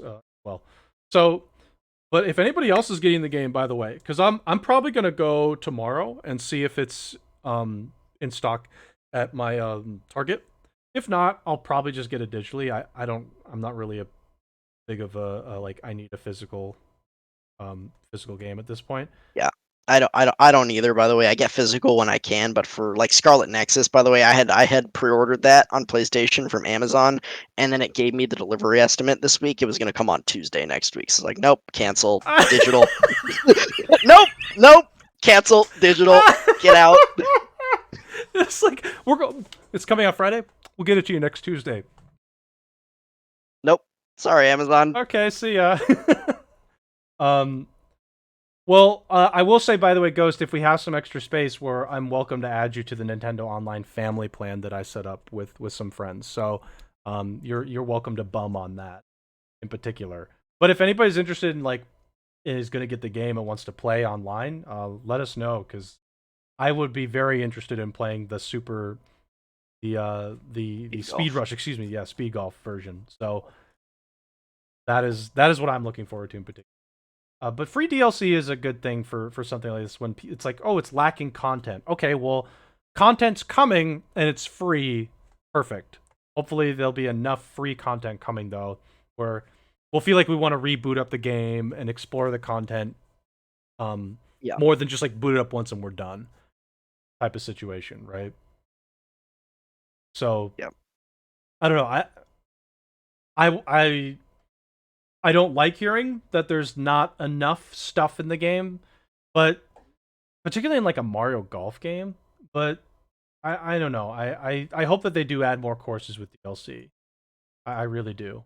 That way we have like more stuff to explore, and hopefully it makes like pick random course if that's an option more interesting. So okay, Yep. that is our full news segment, and now we get to come back here, and you get to enjoy time with us. So Boone, according to the doc, you finished Near Replicant Ending A. Now, my understanding is there's an A, B, C, D, E. Is that Correct. correct? Okay. So that you just finished A. Now, Finished A. my additional understanding is to get B, C, D, E, you kind of have to just keep replaying the game again. Yeah, you after you clear A, when you reload your save file, you get there's like two halves of the game. There's like a time skip in the middle of the game. So there's part one and part two. You get thrown not right at the beginning of part two, but like one dungeon into part two Okay. at the beginning of B route playthrough. Okay, So so they put you in specific areas for each. and you have to go through the rest of part two basically to Okay. get ending B. Okay. Interesting. Okay, so thoughts on ending A for Near Replicant? Obviously, you kind of need to do all the endings I to mean, get the I full thing, can't but really. It's hard to talk about because if I say anything about the story, I'm gonna spoil it. oh, Basically, okay. Well, then talk about did you enjoy it or not? How's that? the story is very interesting. I like it. There's like twist. There's like a big twist in the final dungeon, basically. Um, Okay. and yeah, it's cool. Like the world is cool. The characters are interesting and mysterious for the most part. It's a very interesting world and a very interesting story, and I'm excited to get the more endings and play further. I actually, after I finished my exam today, I played a couple of hours this afternoon of Route B. Okay. So I haven't finished Route B yet, but I probably have like another maybe an hour and a half to 2 hours left to finish Route B at Yeah. this point. It Um, it seems like the other routes are generally shorter than your yeah, first it took me initial. about like 22 to 23 hours to finish ending A, Okay. and apparently it's going to take you maybe like 8 to 10 hours to get the other four. Oh, that's So, not that bad. That's not that bad. That's like it's obviously like a decent amount of extra material, but it's like yeah, and it's like it's replaying a lot of the same okay. content, and you're over leveled, so you just like slam like the bot. Like there's no challenge in the combat at all at this You point. You just just destroy. Okay. you face roll everything. You take no damage, and you just like you don't one shot everything, but you do You so just much damage. It's so yeah, fast. it's just like turn your brain off mode. Like you don't have to think Yeah. about it. But then Go at it. pretty much, at least so far in Route B, most of the cutscenes and dungeons have had like additional cutscenes and like extra context from Yeah. like different perspectives to help you Sure. understand the story better. I see. Okay. Um, but one thing I will say about the game is like the combat's pretty fun, but man, like the quest design and just sort of some of the gameplay elements are just like frustrating and annoying, to be Okay. honest. Like Like a lot of the side quests are just like they're just fetch quests with like okay. no with just like, oh, go collect 10 goat hides, and you just have to go and Oh, kill that sounds like an goats. And then, MMO quest. yeah, no, there's a lot of like MMO style quests. There's just, yeah, it's fetch quests Uh, straight out of 2010 with like no objective markers and just sounds really crappy. Sounds like an it's MMO. annoying. It's annoying and yeah, and some of this, and there's a couple of quests where like you'll go on this like big long quest chain of like talking to people and like fetching stuff and killing enemies and talking to more people, walking around the world, and then you get to the end of the quest and there's literally no reward. It's like, good job, you completed the quest. Nice. Thanks. Nice. Pat on the back. Feels like a waste of time there, but okay. Yeah. Again, MMO quest Um, and waste of time quest. Sounds fun. yeah, so there's some frustrating things in the yeah, and you don't get XP for quests either. So yeah, there's frustrating things in the quest design. You can tell this game came out in 2010, right? And they just kind of like they made it look a little nicer, but they didn't really change the design of the game very much. They Okay. added an ending E is new to this Okay. version of the game, so they added ending E. Um, but it's mostly the same game. They improved the combat as well. Apparently, there was issues with the combat in the first game as well, and they made it much more like Nier Automata, which people actually liked. Yeah, yeah. Um, but yeah, the game is like the story's really good, but it can be a bit of a chore to play at times. To be honest, like Okay. there It's there got there those were moments. times where like I was visibly I'm like, oh God, this is annoying. Like I hate this right now. Yeah, Like that's not a good there were sign. times where I was playing and I would just like frustrate. I'm like, okay, I'm gonna stop soon because I'm just like annoyed with what's happening Right. right now. It's like I'm just frustrated with the game right now. I'm just gonna stop And I because like I know that happens in games, but I like just I hate that when it was more games. often than not in Yeah. not more but more often than usual. I would say in this game where Yeah. it's like, yeah, this is just it's like this is asinine It's like game design. it's Like just it like the doesn't game make telling you sense. to stop. It feels like Yeah, that sometimes. You're like, okay, I guess I'm gonna stop because and you're, yeah, you're and making me annoyed. in part one of the game, like the world isn't that big, but in part one of the game, there's no fast travel at all, and you just have to walk everywhere, and you're just there's a lot of Nice, walking back and forth from the like 3 or 4 cities that are in the game, and a lot of nice, loading screens, and nice. yeah. And in part two, they add fast travel, but only to like specific points, some of which are like not very convenient at all. And it's like, well, I'm not even going to use that fast travel point. That's stupid. Like, Yeah. you can't the hub city and one of the other cities, the fast travel point is in the city. The other two, they're like outside the city, and you have to like walk anyways. So it's like, okay, Okay. cool, thanks, game. But So yeah, there's just some asinine like again quest design and like gameplay choices, which is sure. like you understand why this game was kind of a cult classic back in the day, but you also understand why it got the reviews that it did and why people didn't like it because the game was frustrating to play, even in the rebooted version, which is apparently the combat is much better. Because again, apparently the combat wasn't that great in the first one either. Even in the rebooted version, I've just shrugged my shoulders and I'm like, why? Why did Why you is it like design it this? this? Why is it like this? Why is this game like this? Like, please stop. That yeah. I mean that yeah. That's again just like again it's just like it's like oh you just added this to make me not want to play it right now. I see. I see how you did that. The quest thing, by the way, not getting EXP for quests and just like sounds like that just sounds really dumb. Like all that just sounds dumb. Yeah, It just sounds like I won't. This sounds like a game I'm not gonna play anyway. But I just yeah. like wouldn't do any of I, those I, quests. I don't. Well, you have to do some of them because in order to get, I think like C and D, you have to get all the weapons in the game, and there's a lot of weapons that are like in the shops, and the Oh only my way to get god. money in the game is by doing quests. Oh my So god. Oh my god. yeah, yeah. I don't think you would probably like the story if you got to it, but I think you would be too frustrated I with the probably just game get to yeah. I like just get get through annoyed, it. so I'll just move Like, on. I just be like yeah okay, moving on. yeah, it's a cool game, but again, I see where people's issues are with it. I have issues with it.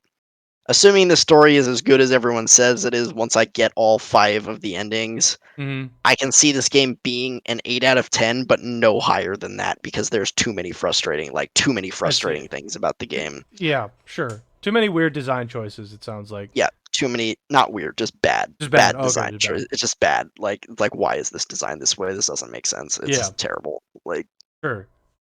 Okay. so Well, yeah, I know you can't talk about the story or anything because you'll spoil it. So that's fine. Um. So any other things with Nier? I don't think I want to say anything That else about Nier. yeah It's a cool game.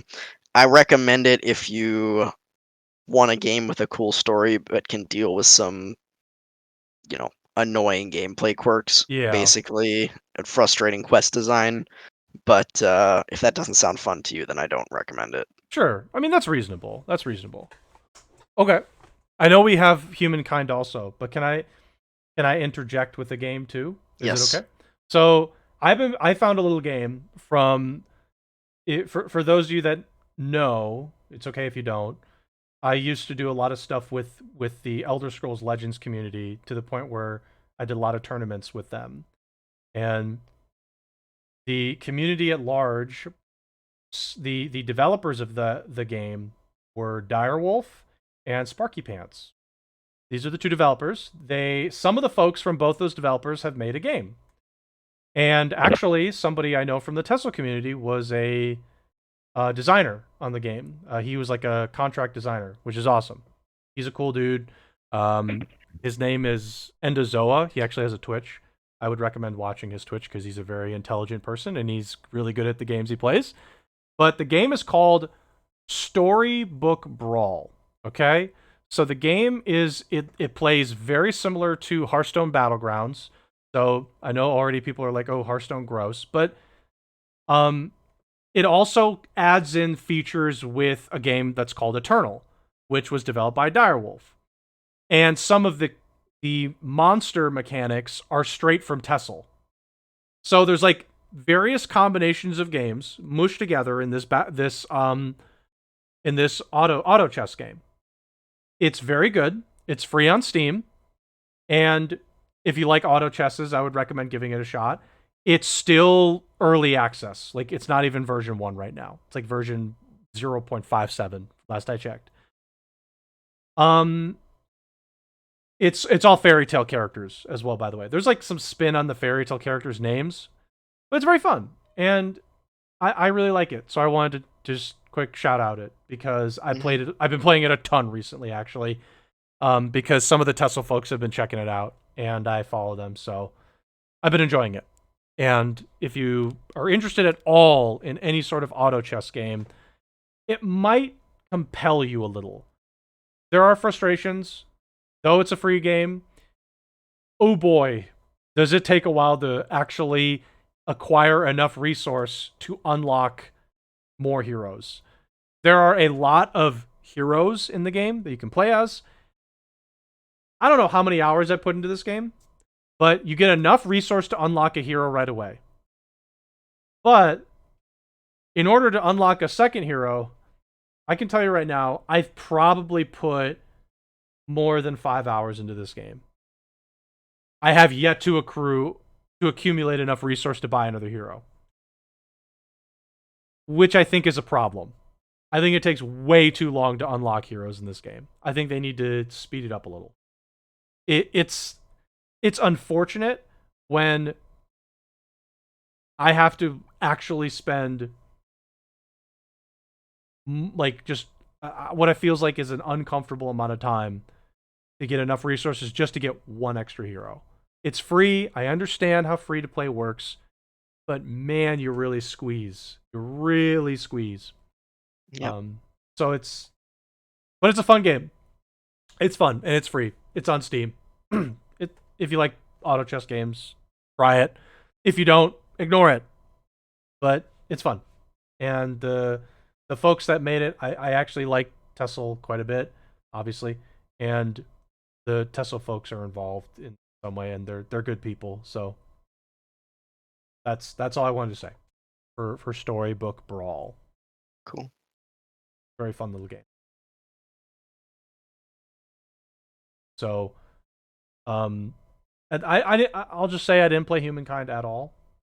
Um, Unfortunately, what ended up happening was a couple things. One, school. Two, the Storybook Brawl actually intrigued me a lot, so I played a lot of that, and then yeah, whatever else, and I just never got to the Humankind demo because, Well, well, what you told me was like they didn't. It didn't seem like there was yeah, that much additional stuff I, in it. I kind of hate to say this, but you didn't miss much. Oh, really? Okay.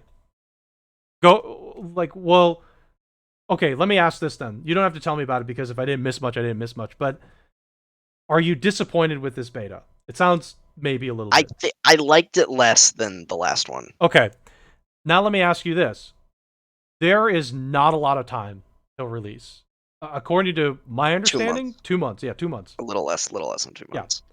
Are you confident they can fix this game in 2 months to the point where it's going to be better than the demo that you just played? Yes, Yes. yes. Okay.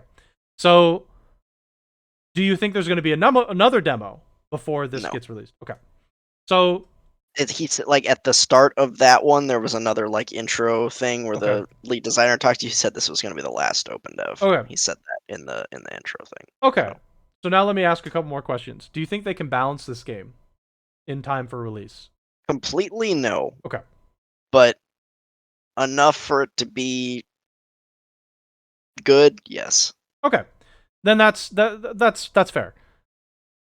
So I didn't miss much in this beta. So I'm assuming then they didn't. Did they mess with any of the stuff they talked about in their dev notes, their feedback notes? Did you feel like any of it changed yet, or do you feel like it was all the same and you just sort of Well, played another beta? That was the same thing. uh, it didn't feel the same completely. Okay. It felt there were some things that felt worse. Like and there were complaints about that. It ran about the same on my computer, but it loaded a lot slower. And there were like once or twice where I tried to load my save and it like crashed while it was loading, so I had to shut down the game and reload. Okay. I heard there was stability and like it didn't run well on some computers. Like there were a lot of performance issues with this Ah, build I in see. particular, I see. and people like on the forums and stuff were complaining about performance issues on this build. Okay. Um, Again, it ran about the same on my computer, but I did hear a lot of complaints about performance issues with this build. Okay. So, um, let's see. Um, they changed stability and food. Stability is frustrating now. Like it Oh was no. always a problem the Yeah. whole time. Before it was never a problem, so like that's a balance issue where like okay, stability is never a problem. I'm always over 100% and I never Right. have to worry about it. So that's a problem. But now it was like anytime I did anything, I was like going towards the like under 30% stability where you're going to start getting rebellions, and I was like constantly having to like build stuff and like get things, and there wasn't enough stability to go around. I'm Sure. like, hey, this is annoying, like Yeah, stop. that's a They problem. went too far, they went too far the other way. Okay, um there's some middle ground somewhere that now they'll be able to yeah, find, hopefully. there's a middle ground that they need to find. Stability was annoying in this build. Please, I Please would fix rather it. it. I'd rather it would be the other way, where it's never a problem, to when it's always a problem. Because it's like I never felt like I could do anything else in my cities except build stability. Because I'm like I can't like it's stability. Like Yeah, that's a major issue. That's a major issue when that's all you're thinking about the entire game. So hopefully they'll get feedback on that that says otherwise. Did people in the forums say that too? Where they're like, hey, stability's kind of bad uh, now. I saw some I saw some comments that were like I like it a lot better now, and I saw some comments that were like no, this is terrible. This was a problem the Okay, entire time, and I so couldn't like so possibly ambiguous. yeah. And like and again, like with food, I think they went too far the other way again. Like again, before the cities kind of just grew too quickly, and in this build, like food again was just kind of a problem the whole time, and I was having a problem like getting my cities to grow effectively, and like I felt like I always needed to build food, and like yeah, That's again, it was frustrating. No, just it's like frustrating. annoying. Yeah, you Like I was worried about food instability like a lot of the game, where I'm just like there's a point where I have to stop worrying about that and do other things, cuz sure. like I felt like my industry never went anywhere. I picked Babylonians and Greeks at the beginning, and like my science was still garbage by the end, and I'm just like Okay. yeah, like the balance for me in this build, they went too far the other way on a couple of things, and I liked it less because it was just annoying to Okay. me in this build. Well, Um, hopefully they'll balance that to the middle ground somewhere. And yeah, like you shouldn't only be focused on two resources. That seems ridiculous. So they definitely need And to find a middle ground. they did not fix the science versus era progress thing. Oh, Like okay. era progress is still way, way, way too fast. Like it was slowed down a little bit in this build, I think, but it was still way like I got to the end where like I completed the fifth era, the industrial era, and like I was just getting into the early modern era on science. I Okay. was just getting into the fourth era on Yeah. science. Okay. I had cleared the fifth era. Yeah, So that's problematic as well. That's problematic. so I was literally 2 eras behind on science. Yeah. Um, I don't know. I'm gonna be honest. It sounds I'm a little dangerous. worried. Like I'm I'm a really, little yeah, after playing this build, I'm a little worried. Like I'm still excited for the game and I want to play it, and obviously they can fix balance stuff after the game comes out and there's more eyes yeah. on it, but I'm a little worried for release right now. Like So there's like two schools of thought on that. I should say like there's my thought and a realistic other thought.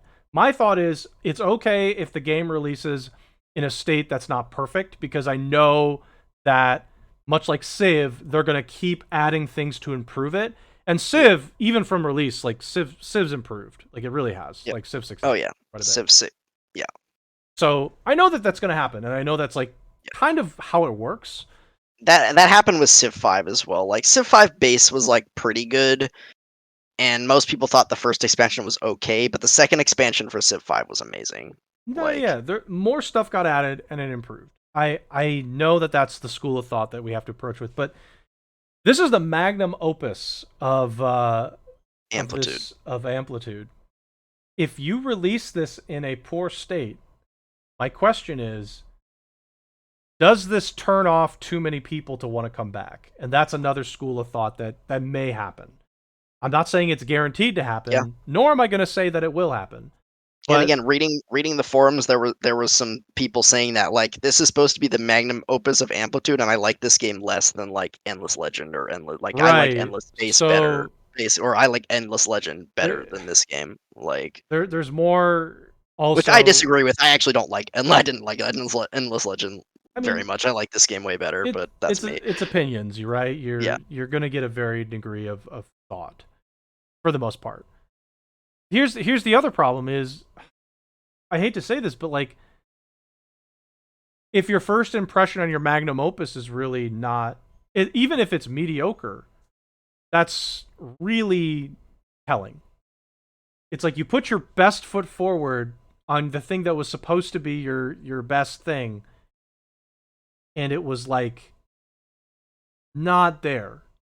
The other yeah, games, you know what? They're not your magnum. You didn't call them your magnum opus, so if they're not amazing, who cares? To a certain extent, like okay, well, you said this wasn't your best foot forward, so okay, fine. Um, but this is your crown. This is your jewel. Crown Jewel. Yeah, Yeah, and if this thing releases in a state where it's going to elicit more frustration than positivity, my question is, you can obviously return from anything. I mean, we've seen games return from what felt like death. There are several cases of that in recent memory, obviously. But like, your best foot forward being mediocre doesn't put. I'm not putting a lot of faith in you at that point. I'm like, okay, yeah, well, if you're putting everything in this basket, so you say not everything, but like if you're telling me that this is your thing, this is your big game, and your big game is okay, I'm going to be honest with you. I don't have a lot of faith that that you're going to improve it to a point where it's going to be unbelievable.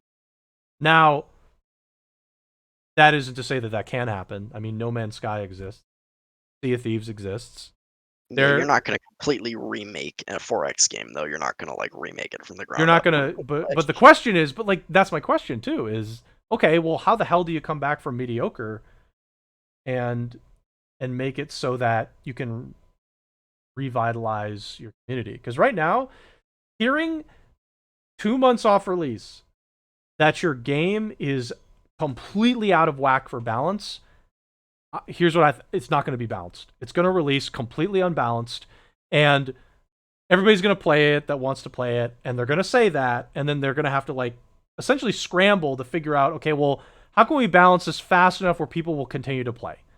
Because this is not going to release balanced at this point. I sincerely doubt it. You have 2 months, unless some super genius walks into the room and gives you the perfect formula. It's not going to be balanced. Yeah, the thing with the 4X game is there's just like so many numbers. It's so Exactly. many numbers and like so many like tech costs and like production costs for things and like combat strength on units and you know all like food, science, money, it's balancing all these numbers and you know even like minuscule tweaks can have big impacts over like Yep. the course of an entire game. Yeah.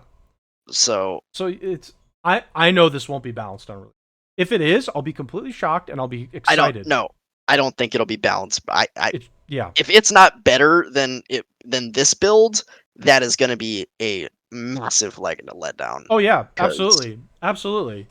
like again, for me, this build in terms of balance was worse than the last one. I Because the last one was not. The last one was well, balanced to actually in a way where you're like, oh, this is actually kind of fun because yeah, it everything's was fun crazy. because it like snowballed and like yeah, you just got super powerful and you rolled everything, so it was fun. This one was not balanced in the other way because stability and food were frustrating and it was hard to get your cities growing and you're Yeah. always worrying about stability. It's like, oh, I can build one district and then I have to build stability again Yeah. because I can't do No, anything. It's like that's frustrating. No, I'm with you. I'm with you. That's frustrating. You shouldn't be focused on two resources, particularly like when you're still kind of like, oh, I want to like build and figure out my identities, and you're like, oh, but my stability and my food is always a problem. That's like, yeah, and well, stuff what was the taking hell? forever for me to build because my Right. production was crap in Yeah, all my exactly. cities. So it But you're was just like, like, well, how? I can't solve the problem because the problem is crippling me, and I'm yeah. just like, you've kind of put me in a catch-22 situation where I've got a problem, but I can't solve it because what needs to solve the problem is being completely hampered by this problem. It's like, what the fuck? Fix that, please. That like right there needs to be fixed immediately. Yeah. I'm. I mean, I'm glad. I want to say I'm glad I didn't play the demo now because it sounds like it would have been frustrating. I think you would have been I don't think I annoyed. would have hated Yeah. it. I was just like, well, this sucks. Oh well, it is what it is. Hopefully they fix this crap. But um, Yeah, and there was also hopefully they fix it. Really, the I hope they AI fix was it. a lot better in this Oh, one. Like okay. they actually did stuff. Oh no. Um Oh no.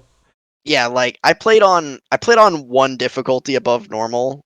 Okay. Um Yeah, yeah, yeah. there was one player, it was the black colored player who they were kind of on like an island like that was right across from me, but it was like separate from everyone else it seemed, or maybe they had one other player next to Okay. them. Okay. And they were just ahead the entire game. I ended up winning in the end and like getting over them eventually. They also I think they had a one of those affinities on the avatar for that one to like Oh. always pick a food culture. So and they were the first to get the culture every single time. They beat me to the next era every single time and they picked the food culture every single time. Yeah. And they kept Sure. stealing my population too. So that was like Oh. I had the food issues, and then this asshole next to me kept stealing my freaking It's like population. I was like, I hate like you're that was having. so annoying. That's Like that. No, I mean like, yeah. That's though the yeah. AI also seemed like they were really like I won't say they were aggressive. I mean, I did get ward at one point. Like Sure. I mean, maybe my frustrations were my fault because I decided to go to war early because I found someone like next to me early on, and they tried to like ransack my first outpost, and I was like, "Nah, I'm not letting that slide. I'm gonna kill this person. Like, Yeah, this yeah, isn't yeah. No, no, happening." no. I mean like. So I went to war early, which we talked about in the past, kind of hampers you in this game. Um, so yeah, I went to war early. They did reduce like the vassal bonuses. You don't get this insane bonus anymore for having a vassal. Sure. Like, um, I, and yeah, and yeah. then like partway, my vassal decided to declare war back on me because they Oh, wanted freedom, because they wanted obviously. freedom. Yeah, So of course. I mean, I was yeah, at war. I was at war for like a good chunk of the game. So maybe that hampered me a little bit. I'm not probably. sure, but um, or maybe I just pick a bad combination of cultures. I'm not quite sure, but whatever it was, again, it was still like fun, but and I still like the game. But again, this build was a much more frustrating experience. Yeah, Oh, sure. the other thing I wanted to say, by the way, Mm-hmm. is first of all, they need to fix this. I don't know if this is a bug or not, but when your vassals, when they like interact with um other players, when they like attack another player or they take territory next to another player, you get a grievance against you for your vassal doing something. And I was like, I hope this is a bug because this is stupid. I was getting so many grievances from other people for stuff I wasn't doing. I was like, please stop. I was getting like 6,000 notifications a turn for all these grievances Oh for my God. vassal who maybe was at war with somebody else, and I'm just like getting all these grievances. I'm like, okay, stop. Like, this is so annoying. Yeah, that needs to Um, be fixed. That sounds really frustrating. and then it hampered my ability to like, and I don't know if they just changed the AI so it like doesn't want to trade anymore, but like no one wanted to trade with me in this build. Like so I couldn't get the money and resources and stability boost from having all the luxuries from trading with people. So maybe that was part of it too.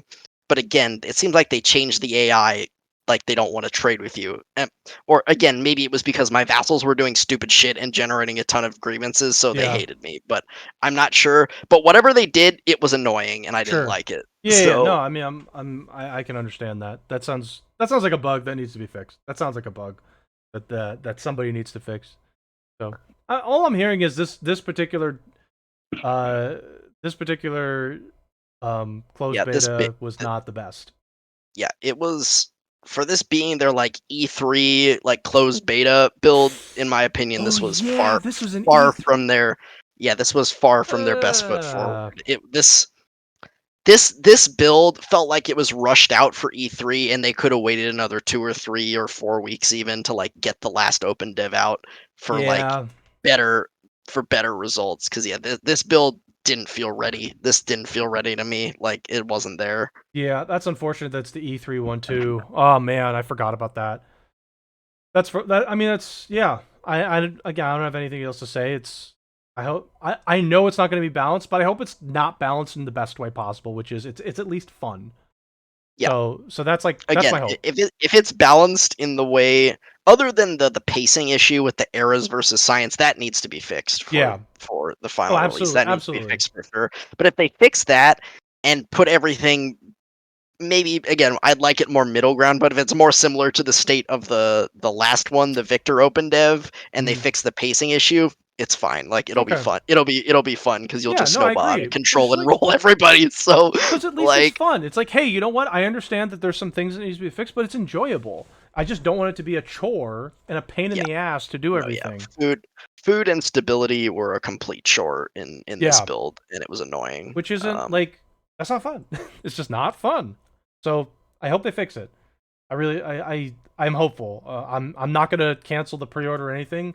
I'm keeping optimistic, but I understand that they need to figure out a way to make it so if it's not balanced, make it fun. Yeah, That's all that I would ask and for as a player.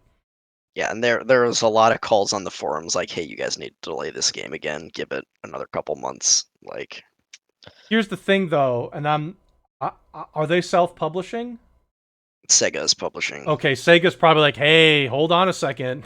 You Yeah, guys have delayed enough. no, I don't think it won't get if it gets delayed again, it'll be like October or November. I don't think it will though. I think they're pretty committed to Yeah, The it's August all release at really this on point. Sega. Sega will have to decide, hey, delayed again is okay, or Sega's gonna go, listen up, we're gonna need this now.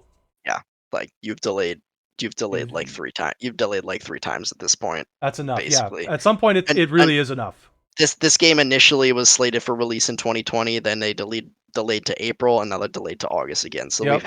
we've had 3 delays And already. So I hate to be this guy, but like, look, there can only be so many delays. You can't delay infinitely. Star Citizen. You can't yeah, infinite delay. It's not like yeah, that's not inherently like I know everybody's like, oh, but what about that saying where like delay? A rush game is bad. A rush game yeah. will fail miserably, but like a delayed game still has the opportunity. But like you can't delay infinitely. At some point, The game has to come out, and you you have to gotta make go. money. Like Yeah. You And you can't. have to start working on the post-release content, which I know they're gonna do for this game. They Exactly. always do You expansions and you DLC can't and stuff like you that. can't Star Like, Citizen. again, Can't. I'm not if this game gets delayed another month or 2 or 3 to, like, September, October, or November, I would understand. I wouldn't be particularly happy about it because I do wanna play the game, I'm excited for it, but if it got delayed another again, into the fall, it would be reasonable to me. It'd be like, "Okay, yeah, it wasn't They're not the there last yet. open dev wasn't good, they're still not there yet." Yeah. But I don't think it definitely will not get delayed out of this year. It will come out this year. I think they will stick with August. I agree with you. I don't think they're gonna delay again.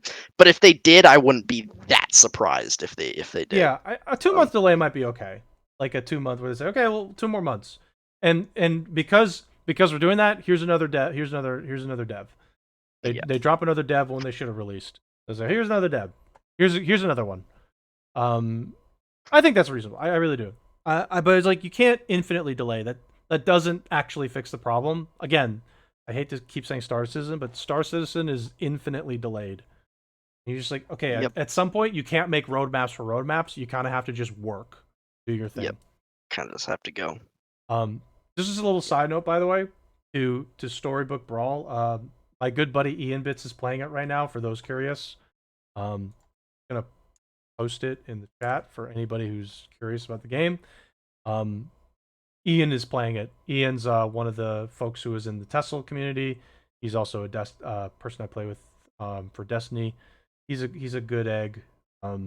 He's playing the game, so if you're curious about it at all, um, well, I mean, I'm thinking. I don't have there's no class today for me, but at some point we should round these things up. Yeah. I think we've exhausted what we want to talk about for today, unless you have No, something else.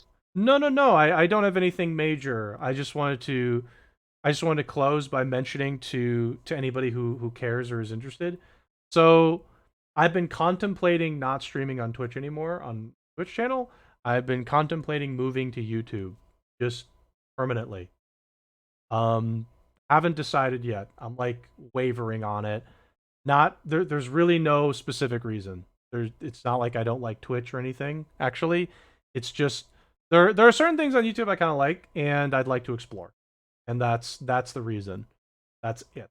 So if for whatever reason like the um if for whatever reason you're like where's Otto's Twitch streams for all handful of you that are interested and care about it, I'm probably going to be on YouTube now on if I decide to. That's the only thing I was going to again there's certain features I kind of like, so I'm thinking I'm going to head over there for now just because. Again, no specific. That being said, I'll probably like if I'm doing podcast stuff, like I'll probably stream. But for all my other stuff, I'm gonna focus stuff I like. I mean, most of the stuff you've been putting on the podcast YouTube, like Mass Effect, so I don't. Yeah, exactly. Like it's not like for me, it's not. It's not like a big deal or anything like that. That's all I wanted to point out. Just because like there's one thing actually I want to highlight if that's okay for like 2 minutes. So remember on Twitch when we were talking about the Twitch scheduling feature? So I'm just gonna go ahead and say it. The Twitch scheduling feature is hot ass. It's probably one of the most poorly implemented scheduling features I've ever seen. Now that I've seen how YouTube does it. Here's how YouTube does it. Okay? Let's say I want to schedule a stream for an hour from now. Okay? And you're subscribed to my channel. Let's just say you are. Doesn't matter if you're not, but if you are, here's what happens. If I say I'm scheduling a stream for an hour from now, what YouTube does is when you go to YouTube, one of the first things you see on your feed, which is like on the top of YouTube's front page, is my stream. And then it says, "Hey, this person is going to stream in an hour. Would you like to be updated on that? Click this button." Or do you want to sit and wait until they Or start? do you want to sit and wait? And they're like, "Yeah, sure, I'll sit and wait." Or you just hit this little button and it tells you, "Hey, this person went live." Twitch's implementation is, Okay, do you want to schedule a stream for Monday? Yeah. Okay. How are my viewers going to know about it? They won't. Oh, okay. Thanks, Twitch. Like, what's the point? The scheduling feature on Twitch is actually pointless. It's completely pointless. We did try it. It sucks. I just have to say it sucks. So the YouTube one is actually much better. That is what I want to say on one particular. I like the way that they've implemented that. It works super well. And I can give one example of that. Hectic, the YouTube channel that I've been doing my tests on, Hectic is subscribed to it. He found my stream of me playing a game because he was like, "Oh yeah, it showed up on my YouTube feed immediately on the front." So I was like, "Okay, thank you, thank you for telling me that actually worked."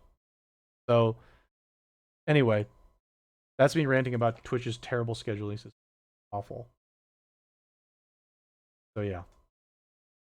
Anyway, Yeah, no, I agree. I mean, the schedule is like kind of hard to find, and there's no notifications for it. Yeah, no, it's pretty it sucks. trash. It sucks. It's It's it's pretty bare bones and useless. somebody half-assed implemented it, and was like, "Should Yep. we implement it more?" No, no. No, move on to the next thing. Move on. That does not make money. Move This is what on. happened. It was on the project board. It was like, "Hey, add schedule to Twitch. Here's how it's going to work."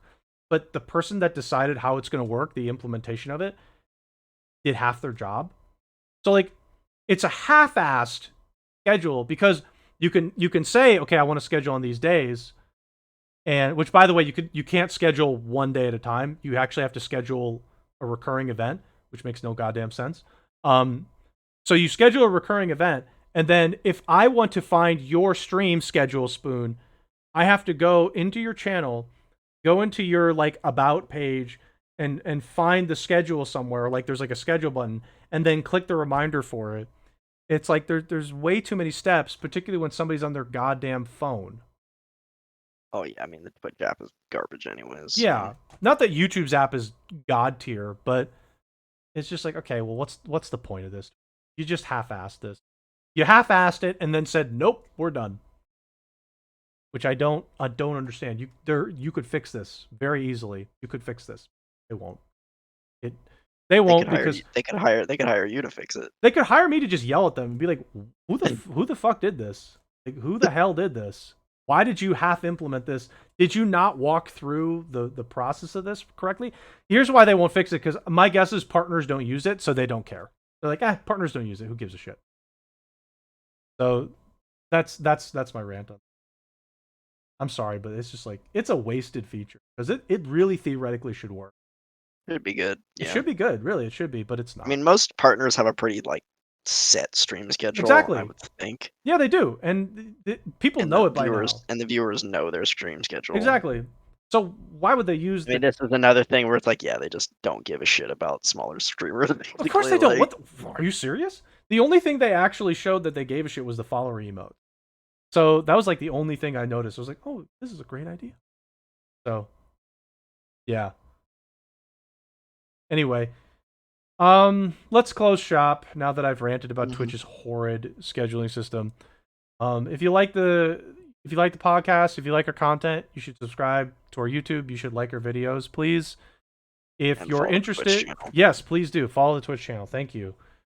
And if you're interested in Scarlet Nexus at all, whether you're buying the game or you're interested or you don't know anything about it, we'll be streaming it a lot. And a lot of stuff is going to go on the YouTube. So be sure to, as I said, as Spoon has put, follow the Twitch channel, subscribe, YouTube. And lastly, D&D is tomorrow. D&D has been really fun. Last session I thought went really well. I really enjoyed it. And hopefully the players enjoyed it too. We are currently investigating a interesting little town issue where the town is being attacked by goblins, and there are two different lumber mills that appear to be under suspicion, one of which has been attacked by the goblins. Party's trying to figure out what the heck is going on with this little conspiracy. It's fun. You should check it out. And the most recent D&D session will go up on YouTube at some point this week. Haven't really gotten to putting it up on YouTube. but that'll happen this weekend for sure. Boone, any other final thoughts before I hit the end stream button? Nope, I think we're good. By the way, I'll make the comment. If you haven't caught up on the TV show World Ends With You, like to watch the final episode with us. That'll happen at some point this weekend. I'm just gonna guess Sundays. That's okay. Just gonna guess probability is probably highest for Sunday. So if you're Sure. interested, feel free to join us. We just chill. It's a good time. We just relax and watch the show. So Yep. okay. Well, thanks everybody, and we'll see you all hopefully later tonight or possibly tomorrow for Scarlet Nexus. See you Yep. guys. Night.